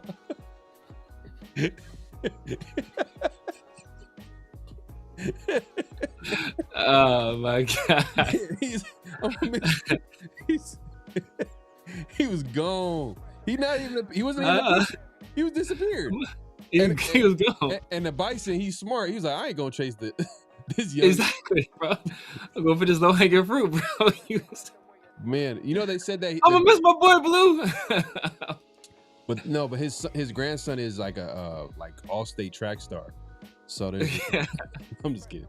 He looked it that day. No, he wasn't even in the picture. Like, man. And that Bison is ruthless. He was just like, nah, I'm going for this. I'm going for the easy target right here with what sucked about it is like he tried to like run away and then he knew that he couldn't outrun it. So he tried to hide behind a tree, but the tree was too skinny. Like it wasn't a big tree. Like he was in the worst possible spot because it wasn't nowhere he nowhere he could run into, nowhere he could really hide. He tried to do like the car thing, like we got the car thing, somebody chasing you, you hide behind the car, you run to the other side. He tried to do that, but the bull's too fast for him. Bro, that grandson ain't that grandson ain't getting any inheritance for sure. He's not getting a dime. He's not getting a dime at all. The man had hemorrhoids after that. For sure, man. He's not gonna be the same. He's not gonna be the same. But hopefully everything is all well. Hopefully it's a lesson for anybody that likes to go to nature. I'm just saying, like I just don't think that like you should get too close to animals like this because there's a possibility like they're just gonna look at you and be like, I'm gonna mess you up today. Exactly. For no reason. What are you gonna do? Like, unless you got like some type of gun, but even like I think that's a what is that? Is that a felony? Like if you actually like kill an animal on like protected like national park, is that like it's sometimes you're breaking the law. You breaking up, yeah. And by the way, they didn't put down the bison. Usually in situations where animals attack people, they'll put down. But I think they knew. Well, I don't know if that's the reason, but like they didn't put down this bison. Like it was your fault, man. Nah, I mean, like, but if you have a hunting license, you can hunt in some of these national parks. I know some people go like deer hunting and stuff like that in some of these national parks. Like if you have a license, I think it helps with overpopulation, but it just depends on where you're at. Bro, I'm telling you, man, it's a bull. What do you think bull is gonna see red? Like they're gonna like, hey, anytime you're close, like, hey, they want their space. And you see how strong, man, he flinged them in the air. The worst is I know people see bulls, like how strong they are. They can just fling people with ease. But like the worst, I don't know if you ever see these videos of like elephants. Oh yeah. Going crazy. It's like rag dolls. They just are tossing people in the air like rag dolls. There's like crazy videos of like, elephants going crazy. And the thing about elephants too, they have like good memory of people, situations, so they'll keep coming back. Oh man, but like, that's the story. I forgot what happened, but I think like somebody was like being cruel to an elephant or something crazy like that. Yeah. And then so the elephant like basically trampled the person and killed him. Right. And then like they had the funeral for the person. The elephant showed up to the funeral and tore the funeral up. Oh, hey, bro. Real quick. Oh, my bad, Severe. But LS, is this true? Dang, that's crazy. Swear I can see to God. that. They get pretty close when they like you're in the Jeeps and stuff like that. You can get pretty close. No, like you ever see? I mean, I'll be watching some of these animal shows or whatever, and they'll show like gorillas, and like the people, they'll be right next to them, and there's a certain way.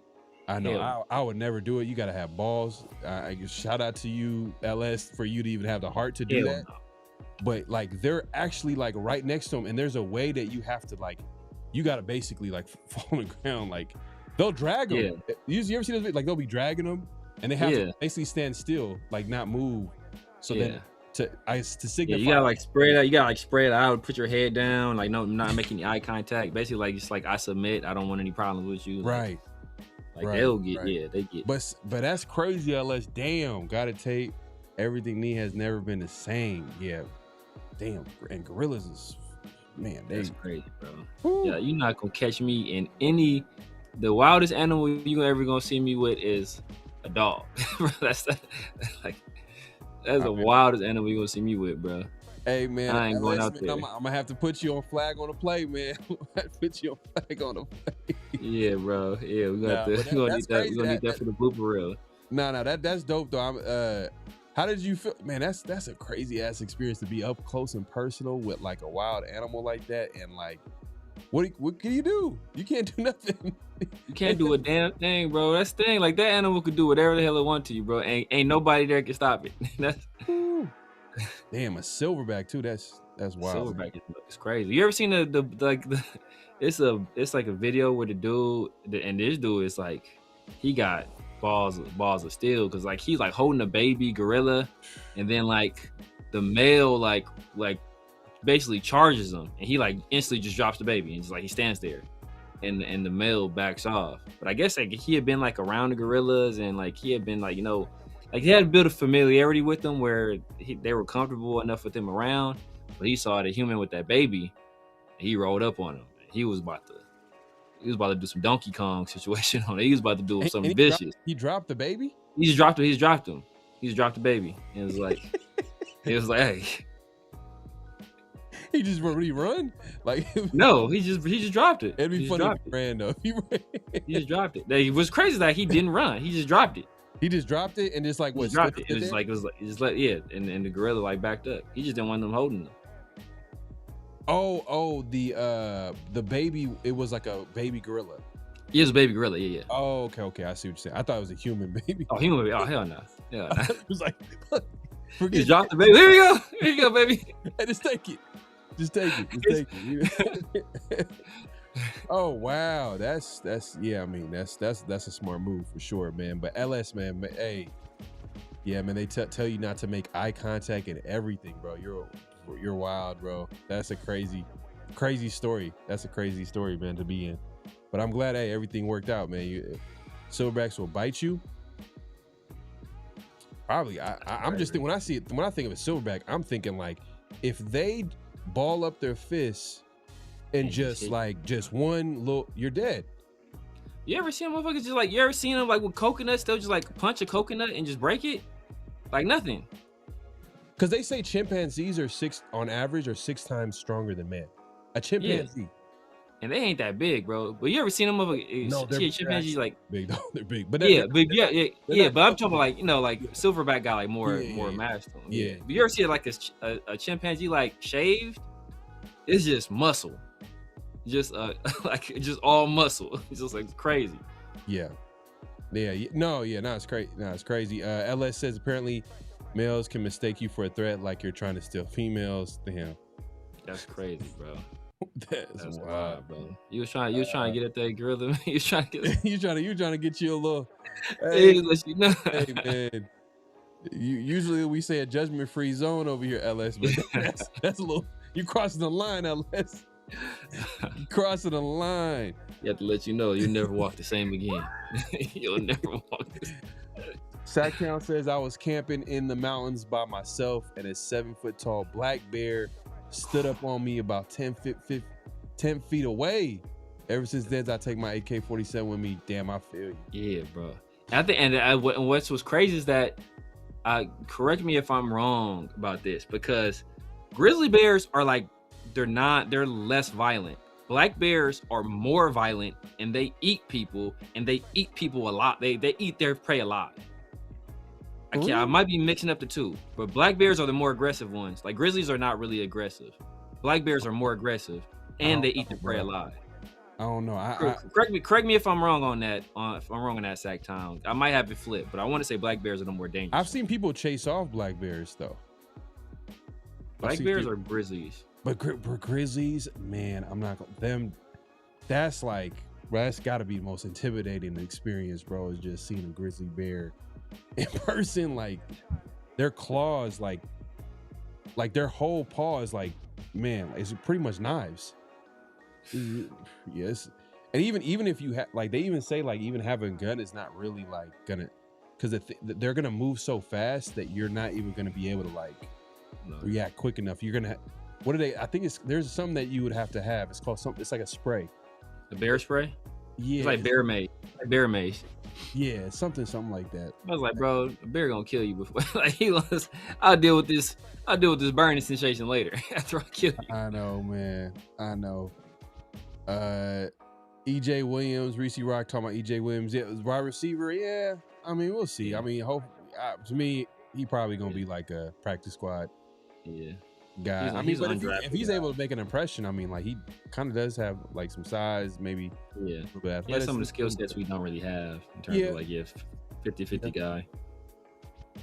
Oh yeah. Money check. You spot on. Polar bears are the most aggressive for sure. Yeah, by far. Yeah, by far. Yeah, by far. Yeah, LS. I thought. Me too, bro. Me too. They're huge. Especially when they're old and hungry. Like if you run into an old hungry bear, oh man, it's Rap Cities. It's over for you. Oh yeah, they can't hunt regular prey anymore. So it's like you easy. I'm about to chase this other stuff, bro. You an easy target. Or a female, or of a female with her cubs. Oh, you're dead. They gonna execute you. It's done. You're done. Polar bears are the ones who don't want to mess with you. You would catch me. And you wouldn't catch me in the cold anyway. Yeah, that's true. Polar bears are crazy, bro. Yeah, man. But look, we went on a little tangent about, Mother Nature and animals, you know what I mean? Like, it's all good. It's good conversation, but we appreciate everybody coming through. Make sure to click in, hit that like button, hit that subscribe button, hit that notification, but we're not done yet. We're going to get into notable quotables. This is where we play a quote. You guys react to it as well as us, and we have a conversation about it.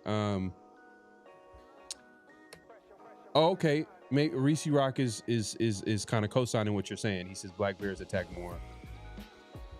I've seen black bears just like pull up a lot in a lot of people's property and stuff like that. Like property, I've heard stories where people go into a place of businesses and like just grab snacks, food, and just cut. Yeah, exactly. Like, you know what I mean? Like they're all around. Like you would see, like, let's say I don't know, like a raccoon or something like that. Like that's how common they are in certain areas. That's crazy. Yeah, see what you call it. Damn, 12 feet? Shaq on stilts, yeah, facts. Yeah, that's wild. Severe, what's the first notable quotable? What we got like first up on the notable quotable side of the game? First notable quotable, we got Dougie Fresh, Doug Peterson. Obviously the Raiders drafted Fernando Mendoza #1 overall in this year's draft. Doug Peterson is a Super Bowl winning head coach. I want to say he coached Carson Wentz, another high draft pick, and I believe #2 overall. Yeah. In that year's draft, and he knows a little bit about what to, or maybe not a little bit what not to do, but knows he's been in a situation where he's had to deal with a young QB that got drafted high before, and he kind of gives his thoughts on what he feels the Raiders should do with Fernando Mendoza. All right, man, let me pull up this clip here. Damn, they got this on slow motion. People are ruthless. Real quick before damn, this is kind of ruthless, but What happened? Oh, this was what Sacktown sent. I sent it to you. I'm about to play it on. I'm gonna put it on the screen for y'all to react to it. It's basically kind of it's called Air Bisons. Oh my God. Bro, the internet is undefeated, bro. Internet is undefeated. All right, let's see what this is talking about right now. Boom, boom, boom, boom. Here we go. So this clip is called Air Bisons. We just having fun now. This.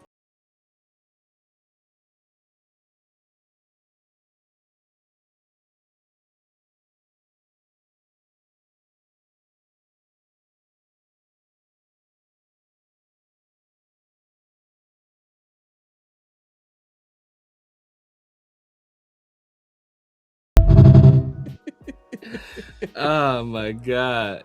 That is wild, bro. Internet is undefeated, like you said, man. That is wild, bro. And what's crazy is that, like, what's so cold is that, like, the Bison smacked him in the air, and he, like, just chilled and waited for him to come back down. Like, he'll be down in a second. Like, yeah, he didn't keep going. He's like, I did what I needed to do here. He just waited for him to land. He's like, as soon as this dude land, I'm about to... Damn, that's ruthless. Oh my God, bro. Like, he knew exactly what he was doing. Like, he knew exactly what he was doing. That's crazy, man. That is crazy, my God. That is. And, hey. I hope that dude's okay, man. Because, like, I want to say the #1 killer for, like, people over, like, the age of 6 or something like that is, like, falls. Like falls are fatal. But he got, like, bounced into the air. So I hope that dude's all right, man. Like, he gonna have a good story to tell with his grandson. You know, he ain't gonna never go to the park again. Yeah, we joking around, but yeah, we want him to be like, we don't want be eating bison burgers for the rest of his days, bro. Like, give me the bison burger. You know what? Hey, they say bison burger. Like, hey, I think is it bison? Is it bison meat that they say, or elk? Is it elk? But like someone swear, like people be swearing by it. Like they'll say like it's like super meat, like it's super. I've never had elk before. I've had bison before. I've never had elk before, though. Yeah, either bison or elk. Bison is like, bison is like, I was like gamey, I guess you would say. Like the taste of it tastes like it's a different taste to it than beef. Mm-hmm. But yeah, going back to that clip, when that was a crazy viral clip. We're gonna do that more. We gotta add a little bit of fun sometimes, man. We're gonna be serious all the time. But yeah, going back to the clip, Doug Peterson had his thoughts on Mendoza starting the season, or Kirk Cousins kind of starting the season. So he had his thoughts on it. About to pull up the clip here in just a second. Here we go. Oh, damn, what the hell? I want to talk about this quarterback situation even more so with you because, you know, we talked about 2016, 2017 with the Eagles and Carson Wentz, and that was someone that you let play, or that did play right away. What is the benefit to that in your eyes versus learning behind a guy like Kirk Cousins? Where do you stand on that situation? Yeah, it was interesting because in 2016, Sam Bradford was still on our roster in Philadelphia, and we ended up trading him to Minnesota that year. I brought in Chase Daniel, a veteran who I coached in Kansas City when I was the offensive coordinator in Kansas City to be behind Carson Wentz. And we went into that season, when I say we, myself, you know, Howie Roseman, the offensive staff, Frank Reich was there with me, saying, listen, let's get this guy out there. Again, this is your point. Let's get this guy out there week one. Let's start having our growing pains week one. Let's not prolong it into October, November, or later in the season when maybe the season's over.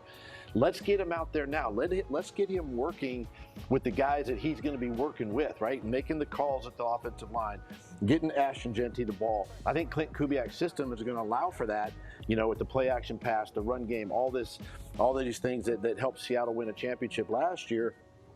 But let's get Fernando on the field. I think it's very beneficial. I remember having a conversation with Coach McDermott when he drafted Josh Allen, and he called me and he says, Doug, what do you think? Well, how did you handle Carson Wentz? And I said, if you think that Josh Allen is your guy, you need to get him out there week one. And he did that. He got him out there week one. There were a lot of growing pains in that first year and maybe those first couple of years.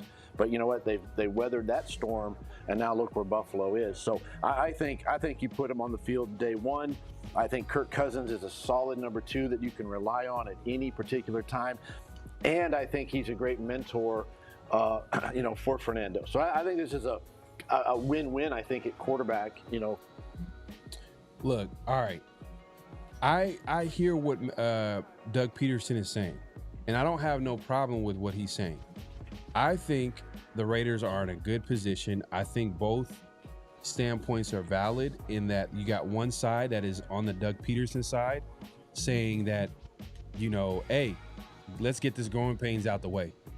Let's go ahead and just start your rookie quarterback, coach him up, let him go through situations, give him as much time to like figure this out so that he can be the guy moving forward. I get that standpoint, but also I also understand the other side to it is, well, the Raiders still need to figure things out on offense. They still need to solidify that offensive line. They need to know that who the starting five is, and then also have a little bit of consistency there. On top of that, Mendoza has to show you, is he ready to go out there? You know what I mean? At least to do what the coaches are asking him to do on the game plan that week, which might not be a lot because he's a young rookie quarterback. They're going to just give him more and more each and every week. So you can understand a big component of this is that the Raiders need to run the ball, right? They need to run the football. That also needs to be a big part of, do you want to put Mendoza out there? Because like if the Raiders can't run the football, then there's going to be a whole lot of pressure to pass the football. And now you put a lot of pressure on a young quarterback and you don't want to ruin his confidence early. So I get it. Like offensive line, running game, is Mendoza ready? Let's not just force it. Let's put a guy like a veteran, a seasoned vet like Kirk Cousins. He's able to handle this, you know, situations like this. And then once everything's solidified, that Raider season is really not gonna be, most likely it's probably not gonna be a playoff worthy season, but could be an opportunity to develop. At some point you probably put in Mendoza. I get that standpoint, but then I see what he's saying. Like, hey, look, if the Raiders, to me, if they figure out like, hey, Mendoza is that dude, like we need to get, like he can start right now, then I don't see no problem with that. Like if he's clearly better than Cousins, like if he wins the job outright, like if the players are like if the players in the building are like, Mendoza is that dude, like we want to, if he has the locker room, then yeah, like put Mendoza out there. What are we doing here? So I think both standpoints are valid, and I just think that the Raiders should just handle it like as they go along with training camp and the competition and seeing how everything around the team goes, and then like if they if they by the end of training camp, if they still have questions, then I think they should lean towards starting Cousins. Yeah, I mean, if Mendoza is clearly the better player, and he's clearly shown that he can handle the NFL game and find some success, and he's shown the kind of leadership traits and personality traits that will allow him to be able to deal with some of the adversity that he is bound to deal with early on in his career. It could be some Bison old man situations in that backfield, when we playing Nick Benito, and we got the Rams on the schedule, and we got Nick Bosa and all those boys on the schedule, and so it could get rough for him back there. But if you think he can deal with that, and it won't be a detriment to his long-term development, then go ahead and do that. But I just think that, I'm of two thoughts, because if you look at the track record of a lot of teams, recently the teams that have let the quarterback sit initially, those quarterbacks usually have success with that very same team. Now, there have been some guys that have been journeymen and developed over time, and then they go to other spots and they play well. But players that with the team that drafted them, that set those guys have shown recently to have a better track record of success. But then there's also the situation where, like when I used to work in real estate, there was a saying we had where, like, you can't say the wrong thing to the right person.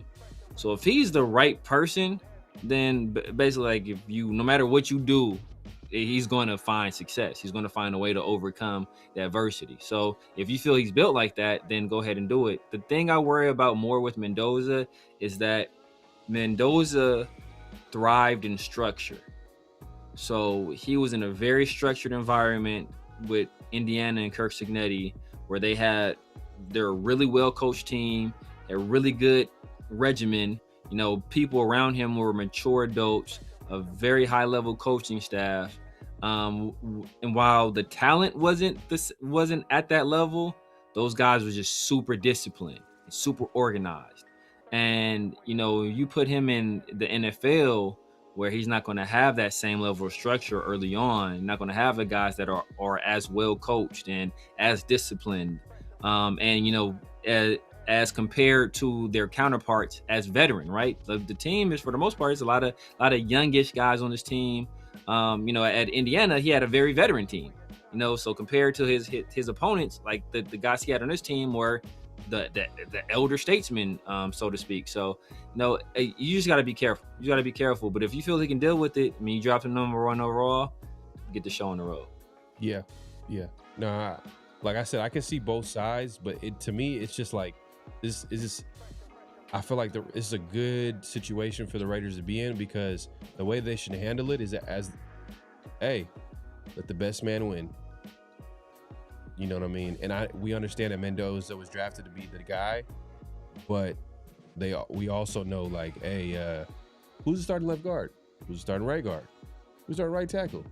Who, like, we kind of know the answers, but we don't. Like, who's going to be the starting offensive line, come week 1? Okay, we got to figure that out. Okay, how's the running game going to look like? All right, like, it's everything kind of like it is interconnected a little bit, like O-line, all right, run game. Think about the offensive weapons around it. Like, how are they going to establish that early on? Like, all right, we all know it's a Brock Bowers show, but then from there, like, okay, who's going to establish themselves as, like, the number 2, 3 guy, like, guys, the role players, you know what I mean? Like, we still don't know what type of offensive attack are they going to go? Like, are we going to see a lot of 12 personnel? It seems like we are. You know what I mean? Seems like that's the right move, especially with the personnel that we have on this football team. So there's a lot of, like, things that they got to figure out. But like you said, if Mendoza shows that he's the guy, like, at the end of the day, the players are going to, like, see it too. Yeah. Players are going to see it too. So it's like, coaches got to respect that, and it's like, hey, you know what? Put him out there, and we can figure it. We'll figure it out the rest later. But yeah, I hear what Doug Peterson is saying, but Doug Peterson, his track record, I mean, early on it looked good with the Eagles. with Carson Wentz, and then the injuries hit, and then they won a Super Bowl. That's crazy. Carson Wentz got injured and they won a Super Bowl. Yeah, they did. But yeah, man, we're not done yet, man. We got. I believe we have another notable quotable. This one was, I believe, was this Tom Brady? Do we have a clip of Tom Brady? Yes. Yeah, Tom Brady. Tom Brady. It's interesting coming off of what we were just talking about. Tom Brady's talking about the kind of receivers he liked. And, it's interesting to hear, obviously different styles of quarterbacks, they found value in different, traits and characteristics in the skill players that they played with.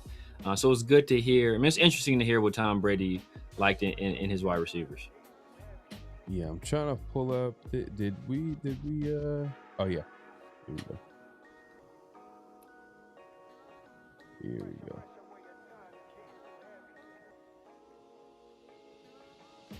Did we have the soundbite? I don't know if we have the soundbite. I thought you sent it on X. You sent it to me on X. Oh, I did have like a. What, is there something about that body type? The like short, sawed-off white guy. That's just those feet are just moving quicker. We're gonna get an option route on a guy in the slot, and they're not gonna be able to redirect as quick as this guy. Like, you know what? In some ways, Jay, it was like because our team was built differently than a lot of others. Like we didn't always have the highest paid players. In fact, when a lot of guys would have a chance to get free agent contracts, Bill would trade those guys and let them get paid somewhere else. And then we'd have to replace them with lesser talented players. One position that's unique in the NFL is receiver. Yeah. Like Jamar Chase makes $40 million a year.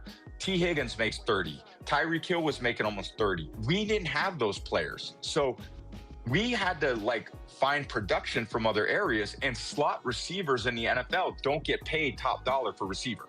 So in a way, we paired this team kind of receiver group with some rookies and some, I would say, more role type players at receiver, because we had these inside players, I'll call them, that play tighter the formation that could still be very productive because they had great route trees and they were maybe not vertical speed as fast as vertical speed, but they had short area quickness. And that short area quickness is what the game's all about. I would argue, would you rather be fast or have great short area quickness? I'd rather have short area quickness. Yeah. Football is a game of quickness, not speed. Now, timing. We can be on the same time and get shit done more with that short area quickness and getting that showing color and getting open over the middle of the field, especially for the tight ends and the inside receivers. And Trav, you're 6'5", 250, 255, and you have twitchiness. Yeah. You had size, length, did have speed, and you did have, they couldn't arm tackle you, and you had twitchiness. Your footwork is more like a slot receiver than is a tight end. So there's a reason why you got open, a lot like Antonio Gates always did. Man, I was your game was probably a lot like him. 100%. Another Mac guy, doggone. All right. I hear what Tom Brady has to say about the receiver position. But please, I do not want him evaluating receivers coming out the draft. I'm kind of giving a little bit of a side eye to not Telesco, but Spy Tech a little bit. Jack Mish. What I mean? Not they aren't. Some of these receivers. I'm not I'm still waiting and seeing how they develop. Obviously, they're still there. This is a rebuild, so not everything's gonna be addressed all at once. But man, what I get that Tom Brady this is why I don't want to happen. I don't want him trying to replicate what happened in a very specific situation in New England. That is the problem that a lot of these former, coaches under, Belichick, they're trying to replicate the Patriot way, and it just doesn't work. You know what I mean? Another way of something not working is trying to replicate something that I get it. You can probably find ways to be, and in this year's Raiders team might be an example of that. They don't have the greatest wide receivers that maybe they can find some roles. We got a great tight end in Brock Bowers, so maybe they can make it work. But I do think that you need some talent at the end of the day. Like, you got to get some talent in there, and eventually that's going to happen over time. Maybe hopefully some of these guys that's on the roster could be good complementary players and not have to play like a more, you know, premier position right now. Like, you know, we don't have to rely on a Tucker so much. We don't have to rely on a Naylor so much because we have Jeremiah Smith. I'm just saying, I'm just throwing it out there. I'm trying to speak it into existence.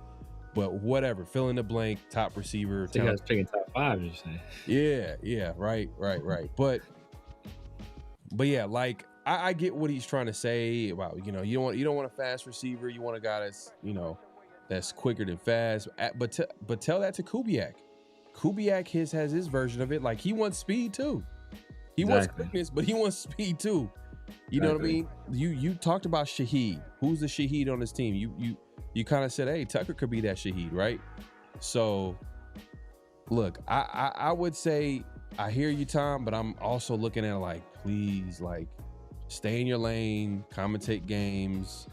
Every now and then you could just be in a room, but let the guys that you hired or that you're overseeing, let them do their job. Like, let the spy techs of the world, let the scouts, and like let the coaching staff get their guys. Hopefully he's not a situation where he's not trying to like put his thoughts and his thoughts on everything onto other people who have their own version. Like, things like that never work. Like, you get what I'm trying to say? Like, you're trying to force, if anything, if you're gonna have that type of vision, then you're gonna have to have the people in the building to execute that same exact vision. If you got other people who have their own vision and you're trying to put let's forget about it. But I hear what he has to say about the receiver position. I'm not questioning the great Tom Brady, all-time great QB. He's done it. He's had success on the highest level. But another thing that I also, when I hear him talk like this, and he talks about like his time in New England where he had like all these slot receivers. Like, why did Tom Brady leave New England? Why did he leave? Where did he go? Oh, he went to Tampa Bay. Who was his receivers? Oh, Mike Evans. Oh, Mike Evans and that, you know, some other all-pro or, you know, Pro Bowler receiver. Chris Godwin. Antonio Brown. Didn't he vouch? Didn't he want Antonio? Like, he literally begged Bill Belichick and the Patriots to bring Antonio Brown to the Patriots until that didn't last long. And then, like, didn't he play with, Randy Moss and had, like, the best statistical, year of his career with Randy Moss and went undefeated until they got to the Super Bowl. And then, you know, obviously they eventually lost. But they could have easily won. Like, they were a Tyree catch away from winning. You know what I mean? If we're being honest, we're keeping it real. So don't let this talk about like, oh yeah, you could obviously, you know, make it work with receiver. Get out of my face. Get some talent. That's always gonna work, man. Yeah. I mean, and the game has changed. You know, it's not like he was playing such a long time ago that he doesn't understand that. But you know, the last time he was playing, as you said, he had Chris Godwin and Mike Evans, and you know, he had those guys as his wide receiver. So it's a little bit different now. And talking about guys that are like, you want guys that are quick. Well, we drafted Jack Besh. He's not particularly quick or fast. We drafted Dante Thornton. He's fast, but he's not quick. Like, so like we don't. The only guys on the roster that really kind of fit that role is kind of a, you know, Trey Tucker and a Jalen Naylor. So maybe that's kind of what, I don't know if that's what you know, Kubiak is kind of hedging towards, but man, you know, hey man, you know. But so the wide receivers is going to be a work in progress. You know, obviously that's going to probably be the number one thing we target next year. You threw the name Jeremiah Smith out. That would be fantastic. And if we do something like that, then we have a young trio of, or we got our quarterback or the guy we think is going to be our franchise quarterback and Fernando Mendoza. We got the guy that we think is going to be our franchise running back and Ashton Jeanty. And then we got to have a guy that we think could be our potential franchise wide receiver in Jeremiah Smith. But, or if we can't get him, we have to identify somebody that's going to be the number one wide receiver on this team. Somebody outside of Brock Bowers, because Brock Bowers, you know, love him, but he was injured coming into the draft. Got a little nicked up year one, got hurt last year. And so you don't want to be in a situation where you are putting so much usage on him this early in his career, and then you really just put like you burn them out, or you put them or make them vulnerable to even more injuries. And a player of that caliber, you want that guy to be around for a long time. So we got to identify some more perimeter weapons, and this is going to be the year we see. Trey Tucker's in a contract year, so we'll see. We just gave Jalen Edwards some money, so we'll see. This is a put up or shut up year for Dante Thornton. Obviously, Jack Best has to go out there and justify being a second round pick. So all these guys have something to prove. So that combined with Kubiak's scheme and what we saw him do last year and the creativity, putting wide receivers in the backfield and some of these like crazy formations they were able to do to kind of exploit a defense and scheme guys open, you're going to have to be in his bag this year. And, and we'll see how these guys perform. But if they don't perform, then we either going to have to get a guy in free agency or we're going to have to attack it early in the draft or possibly both. Yeah, and I like what Reese Rock said, man. He said Steve Kerr won with the best coach. He won with the best coaches. He didn't just have one system. He took the best out of the system and combined them. He didn't just run the triangle. We need to find the best combination versions. So when I heard this, I was also thinking about look, I understand that Tom Brady won at the highest level. He was the ultimate winner. He's won in a lot of different ways. And I gave you examples of times of his career where he had like elite talent around him. Like he had great talent around him. And there's times where they had to find ways to make an adjustment to the talent around him. But what did he also have? A great defense, a great head coach. So and they found ways to win and make it work. All I'm saying is don't try to put the Raiders in a box in that way. Just find a way to win. Get talent in the building and find a way to make it work. That's kind of my thing. I mean, I hear what he's saying, but I'm not trying to be critical. He was just asking. They're just having a general conversation or whatever. But we sometimes when you hear these conversations that Tom Brady's having, you can't help but think he's probably having these conversations in the building. Yeah, is he putting his pressure on coaching or in the front office? The front office, come on, man, hopefully, like I said, he'll let the people that he's, if we're being honest, hired, because Spytek is his guy, and I'm sure he was part of, I know Spytek is probably, that was a guy that he probably liked as well, but hey, best believe Tom Brady was part of the conversation of who they wanted to bring in as a head coach too, as well. Yeah. So now you have Clint Kubiak in the building. He's probably going to have his, take on things, his outlook on things, the type of players that he wants. And the GM's responsibility is to find a way to make that happen, bridge the gap, get the players that would fit in his system. You know what I'm saying? So all I'm saying is whatever the Raiders do, get talent in the building and figure it out. You know what I mean? Great coaches will figure it out. You get great, right now we have Brock Bowers, a great coach, is going to make that work. Cool. Yeah. And then moving forward, just keep adding more talent and making it work. All I've seen with the Patriots, they won for so long. They made it work in a lot of different ways. Yeah. That's what I can take from them is they, you talk about the slot receivers, you talk about the tight ends, you talk about Gronkowski, Aaron Hernandez, the Randy Mosses, so many different ways, great defenses, Bill Belichick, out coaching everybody. It's just, Bill Belichick and that Tom Brady combination, they just won in so many different ways. But the main thing is that, I don't think there should be this is how we should do it. I think you kind of put yourself in a box when you think like that, in my opinion. But, that's just me. Yeah. You want to have a foundation. You want to have principles. But you also want to you don't want to be so rigid in those that you can't adapt. And, that's where it's kind of hard to find that balance. And a lot of people, they're never able to find that balance. So, it's all about being adaptable. And I've said before, you evolve or you die in this league. If you can't make the necessary changes, then, you're going to go extinct. Yeah. Shout out to Pete Carroll. Damn, that was a little. Ooh, that's a stray right there, man, for old man Pete.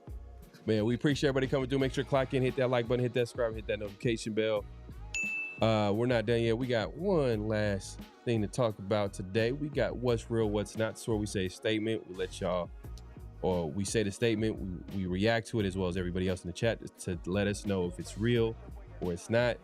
What we got, Severe, man? What's real, what's not this week? This week. So we didn't go through all of them, but if anybody hasn't gone through it already, the top 10 list for each positions. I think the only position left may be safety, unless they did safety today, which may be safety.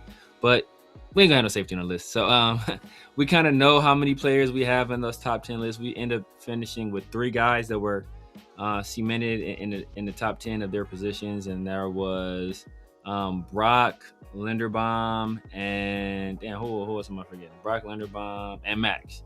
Those are the 3. So what's real or what's not statement is that next year the Raiders will have more than 3 guys in the top 10. So right now we have Max. Right now we have Max. Right now. You could lose one. Yeah. So right now we have Max. Brock Bowers is going to be top 10 for sure. Linderbaum should be top 10. Be top 10.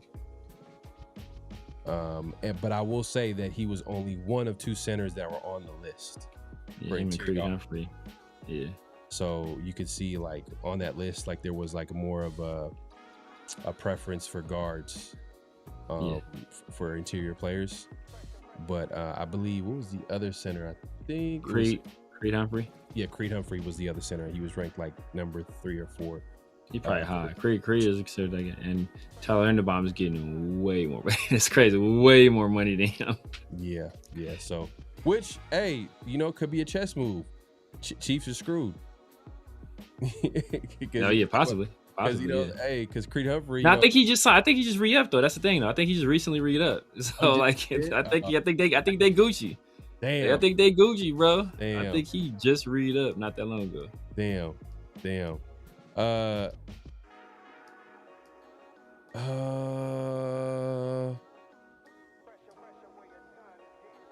Oh, good, DK, man. Appreciate you coming through and show you. Hey, man, appreciate you coming through, man. Salute to you, DK, for coming through. Sacktown says real. Ellis says not real. Yeah, I'm leaning towards not real, just because I feel like is Max on the roster next year? That's a little debate. Like, will he make it past the trade deadline? You know what I mean? Will an NFC team or whatever team be super aggressive to like, all right, if Max is killing it and the Raiders are not really winning games early on, you could see like maybe the Raiders kind of being open, like, all right, you know what? Let's just be open-minded here and listen to like the deals. Because at one point they shut it down because I'm sure they heard some of these deals. They're like, everybody's lowballing right now. So we'll just like, put a little nail in the coffin right now. And then like once it gets closer to trade deadline, you know what it is. I mean, the Jaguars GM, and I bring it up all the time, but it's kind of giving you an idea of how like Spytech moves. Like they would have conversations, but like he said that he never really knew if he was going to get traded or not. And I'm referring to the wide receiver last year, Kobe Myers, until the very last minute, where they're like, oh, okay, we're willing to make a deal, and they made that deal right there and then. So it might be a similar situation with Max. Like they might push it all the way to the deadline, or maybe right close to it. But either way, that's what I'm thinking about. Like when you talk about like top 10, because look, who are the players that are going to be the top 10? I mean, I guess maybe if Jeanty could be a possibility if he has a really good year, really good to great year. I'm looking at the lower half of that list. Yeah, it's gonna be hard, bro. Because like you said, James Cook put up 1,600 last year. What was he, like 8th, 9th? He put up 1,600 yards, bro. Quay Walker was the honorable mention, or he was. Quay Walker. Yeah, I think he got votes. He might have been honorable mention. Or I think he was an honorable mention. I think Jeanty and Miller got votes, but Quay Walker was legitimately an honorable mention. Yeah. Are we counting special teams? I don't think that, do they? I don't think they have to. I don't think they did a list for them. Disrespectful, and that is kind of disrespectful because coach. We for sure would have AJ Cole, bro, the best player on the team. We got no time for this. Yeah. We know Matt Gay not gonna be up there. Yeah, maybe Quay Walker could possibly get in it, but it's just. I'm gonna say, damn, that's hard. I'm gonna say not real. I'm gonna say that, man. LS said no chance. Your boy Kieran ain't making it. Oh man, LS ain't LS is not an action Jeanty guy for sure. I'm sure. If he's serving, LS, if he's serving, then like, it's what is there to say that he wouldn't be a possibility in that top 10? If he's killing, if he's having a great year, yeah, he had to kill, but. Cause look, let's we didn't even go through real quick. We didn't even go through like, maybe we'll probably do this like later in the week. Yeah, we'll do around the shield. But like, let's go back to that running back list, and I'm just gonna go to the bottom of that list. If we go to the bottom, yeah, my bad, y'all. We were supposed to get into like the list. I kind of hyped it up a little bit earlier, but Breece Hall was number 10. And Kenneth Walker was number 9, Super Bowl MVP. And Kenneth Walker was in whose offense? Oh, that Clint Kubiak guy. You guys know him. Yeah. So Kubiak, Kenneth Walker shouldn't be up there though. Kyron Williams should be up there. And Kyron Williams, I think, was an honorable mention. Josh Jacobs, if he has a bounce back year, he'll probably be up there. He wasn't even in the top 10. Javonte Williams wasn't up there. Javonte Williams had a great season. He wasn't up there. So, there's some guys that should have been up there that weren't up there. Jeanty has to pass those guys too. Not even the guys that were already on the list, but the guys that didn't make the list. If he has a really good to great year, I think he has a possibility to get into that top 10. Yeah. Because if Breece and name recognition too. It's like that's the thing. Like we already know, like this stuff is. Does it go by who's the better player? Yes, but some of this is like name recognition too. I don't know. Look. All right, look. Bijan Robinson, I get it, name, but come on, Bijan was. Yeah, it's hard to argue him. Gibbs, number 2, hard to argue there. Saquon, number 3, even after a down year, they still nah, this dude is still a beast. McCaffrey, 4, like they got the names, but the talent is I can't really. Jonathan Taylor, you could argue like he was playing like the best back in the league at some points in the season last year. Derrick Henry, the ageless wonder. I'm James Cook. Davion A-Chain, I can't get mad. And then once you get to 9 and 10, that's when it's like, all right. Breece Hall is a dog, but Kenneth Walker shouldn't be up there. Kenneth Walker, that's one that's for sure like recency. Like they looked at what he did in the playoffs, so they're giving him some love for that. But over the course of the year, he wasn't that great. I think Zach Charbonnet had like twice as many touchdowns as he had on the year too. Kenneth Walker can't catch the ball either. So like I said, I would put Javonte Williams be up there higher than him. Kyron Williams be higher than him. Josh Jacobs higher than him. Who I'm trying to think who else. Bucky Irvin, if he stays healthy, he gonna be higher than him. It's like a few guys that's gonna be up there. That's gonna be in contention. Obviously, if Jeanty puts his hat in the race as well, name recognition is gonna help. Because they asking these people questions, they think like, who's some good backs? Oh, damn. Because how they fill it out is they put them in order. So when you think about it, you go, okay. Oh man, Jeanty, you had a good year. I'm gonna put Jeanty up there. That's me. So name recognition is gonna help. So a total of 5. You're saying a total of 5 people that can show up on the top 10 list. Is that what you're saying? At least 5. And that's the thing about. I didn't even put CTE up there. It's CTE Scatterboo. I didn't talk about Quinshawn. I didn't talk about Travion. I didn't talk about Love, like Jeremiah Love. Like those guys, I'm not even mentioning those people. Those are just like the guys that were played last year, played well enough that I felt, had a chance to be up there. Right. It's not like a slam dunk, but like that's why I said like if he has a really good to great year, I think that's a good chance where he can sneak it into the top 10. Colt Miller, if he gets back to hit, Colt Miller, he received votes. We know he's like a fringe top 10 guy, you know what I mean? So if he gets back to being Mr. Dependable, guy that's gonna be there week in, week out and consistent, have a good year, I think he can sneak into that top 10 as well. Those are the only guys I think. Yeah, Quay, like Quay Walker, maybe. So I think it's it's like in the middle. It's like I'll say it's not real. Yeah, I'm leaning toward not real too. I'm leaning toward not real too. I mean, you know, like the only guy with the outside chance of doing it, I think, is Jeanty. You know, you're hoping that Jeanty and the Kubiak offense just goes off for a big year. That's like the guy you're kind of hoping. But I don't know if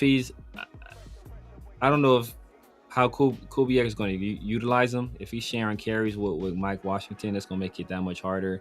And if we have a pretty solid pass game with Brock doing his thing, playing well, then, you know, I think that's going to add a little bit more balance to the offense as well. Genty's not going to be top 10 in carries again, I don't believe. So I think that does make it a little bit more difficult, but I think he'll be more efficient on the carries he does have. But yeah, I don't know if he does it. I don't know if he does it. And that's the only guy I'm really taking seriously. Maybe Quay Walker. Like I said, maybe Quay Walker. The Kobe Dean, I don't know. If he stays healthy, potentially, maybe he can sneak his name up there, but I'm not betting on it. It'd have to be a rookie. You know, you'd have to be a guy that like comes out of nowhere, like a Traydon Stoops or Jermod McCoy. You're hoping, like, you know, if Jermod is healthy and he's able to be the guy that people thought he could be, does he sneak on the list? Is Traydon Stoops? Does he have like a Nick Emenwari, Cal Hamilton, Jalen Petrie type impact on his defense? If so, you know, maybe he can put his name in the hat. But and Colton Miller, like you said, obviously has to stay healthy. But yeah, I'm thinking we're probably about the same last year. Even if we lose Max, we might get another guy that pops on the list to take his place. So I don't think we have more than 3 next year, unfortunately. Unless it says Stokes. Okay, so all I'm gonna do is gonna go to the list and look at the people that's in the top 10. Cooper DeJean, maybe at number 10. That number 10 spot could be wide open. But think about think about like some of the guys, Jalen Johnson. You know, like guys like that probably deserve to be in there. There's a few other players over there that he would have to like jump to get to that 10 spot, because that number 9 spot is basic, because Cooper DeJean is going to be a safety, right? I think they're going to move him to safety full time. Number 9 is Sauce Gardner. You know what I mean? Like, ew. I don't know. Sauce Gardner is a back. If he gets back to his old self, like his self. It's a wrap. JC Horn. You know what I mean? Denzel Ward, man, that's tough. And then think about, like, Stokes doesn't get a lot of ball production too. Like if you do something crazy where you get like a lot of interceptions, that's not really Stokes' game either. So it's like it's gonna make it more difficult. Yeah, no, facts. So yeah, that was a good one. That made me think about it a little bit. Like I was thinking about that what's real, what's not statement. I was like thinking about, hey, can we possibly? But when you start thinking about it, you're like, you're kind of projecting a little bit too much. But if guys like Quay Walker have a great year, if anybody has a great year, they have potential to get into that top 10, like a great year, legit great year. So Quay Walker, we're saying him because like he got some votes and he has the athleticism. He feels comfortable in his defense. He's playing with familiar faces. Like it seems like he could have a breakout year. It's a possibility he has a breakout. And they listed him as a guy that was an honorable mention because they thought like they saw good things last year, where it's like, oh, he's turning the corner. And the Raiders, obviously, they paid him big money this offseason. So hopefully he takes it to a whole different level. And Kobe Dean needs to stay healthy. Yes. Like I'm starting to notice like there's a little trend here in his career. And I think, you know, they don't want to say too much because they don't have to, but he's been missing in the offseason, these offseason workouts. Hopefully he'll be ready for training camp. But that's a guy like, man, if he goes down, who's going to be the next guy up? You know what I mean? Is it your favorite linebacker on the roster? You know what I mean? From the Ohio State? Not at all, bro. Yeah, he may look. No, for real. We'll see if he even on there. We'll see if he even on there. Yeah, man. But hey, man, we appreciate everybody coming through. Make sure clocking it at this point, clock out, hit that like button, hit that subscribe, hit that notification bell. We appreciate everybody coming through. Great conversation, good laughs. We was cracking up earlier. Unexpectedly, man. The internet is undefeated. You know, hey, if you're just joining us, definitely watch the replay. We didn't get into like the list that we were supposed to get into as far as ESPN. We were just obviously talking about the Raiders and all types of sometimes our conversations we'll just go, man. We'll just go how it goes, man, and see where it takes us. But we'll probably get into some of the top 10 and Around the Shield this week. Hopefully we'll get a guest for you, guest host, man. Salute to our guy Adal showing up last week. Hopefully we'll get someone this week, and we'll continue the conversation. Severe, let the people know where they can find you, what to look forward to, all that good stuff. Man, you guys know what it is, man. Severe Raider here on YouTube, Snapchat, TikTok, X, IG, Kick, Twitch, True Social. Make sure you're tapping with your boy, man. Usually Tuesdays. This is a special Wednesday edition of the 50-50 show. Usually Tuesdays and Thursdays, the 50-50 show and Around the Shield. And then usually Wednesdays, I'm with my dogs in the Raider War Room. But, you know, make sure y'all tapping with your boy. It's getting closer to training camp. Going to start ramping up more shows. So probably right back to 4 or 5 times a week, man. So if y'all don't want to lose out on any content, you know, y'all don't know if I'm going to do an impromptu show on a Wednesday night. You know, make sure you hit the like button, hit that subscribe button, and turn on those notifications so you don't miss a single live. And if you're in a gorilla trek, better watch them kneecaps. Watch them kneecaps, man. Watch them kneecaps for sure, man. But hey, yeah, like my guy Severe said, man, definitely find us all over social media, including myself, man. PharoahNFL. Follow us on every social media platform that you can find us. And then as well as follow Around the Shield on X and IG. Hey, we appreciate everybody coming through.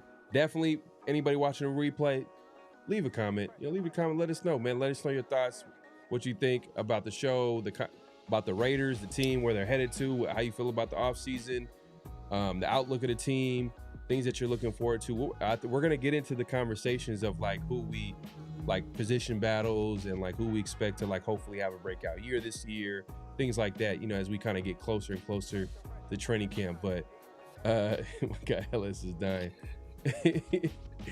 Hey, bro, LS, bro, you gotta send us the footage, bro. We gotta send us. That is wild, man. That's a wild story, man. If that's true, man, I think you like, if someone would say this, casually, I'd be like, bro, get out of my face. Get out of here, bro. Get out of my. Ain't no gorilla grab you by your kneecap. Hey, you still have a knee? You see? You still, because there was that, not to get too graphic, but there was a situation that happened where someone was like I guess they had like wild chimpanzees, and remember I told you chimpanzees are 6 times crazy strong, yeah. And what happened was, and I think this was like all over the country that this made the news, and like this person got home, and the chimpanzee attacked this person, this woman, and ripped her face off. I think at the time, like Oprah was the one that like revealed her. Man, but I just look up. Just all you got, guys, look up. How would you search that? I don't even know. Yeah, just look that up, man. Be careful what you search, because like you know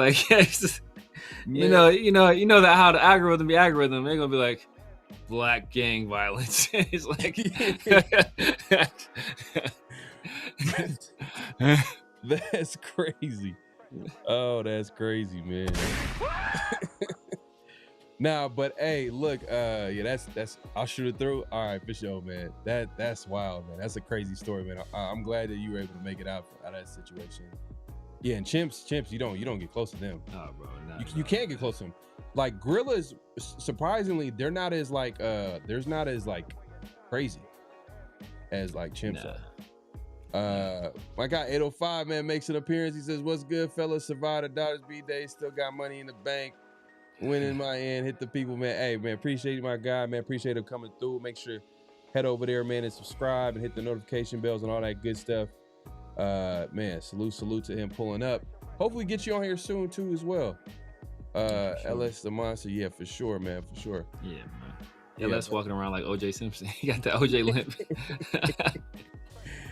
Hey, hopefully, we might see y'all tomorrow. Basically, because usually when we air this show, and I'm glad Severe pointed that out, we're usually on Tuesdays. So we special edition show on Wednesday, and hey, tomorrow is Thursday. Usually time slot for Around the Shield. So make sure to like I said, hit the notification bells. Baboons are crazy over there too. See, LS, where were you, man? Where'd you go? I think he said Uganda. You said Uganda. Baboons look like they went on a smoke though. Baboons, you look at a baboon. Baboon look like he ready to squab. Man, yeah, that's wild though. That is wild. LS, man, he's Mr. Adventure, bro. Yeah, but sure, salutes. Yeah, hey, man, salute to everybody pulling up, man. Great show, great conversation. We'll see y'all soon. Peace. This dude's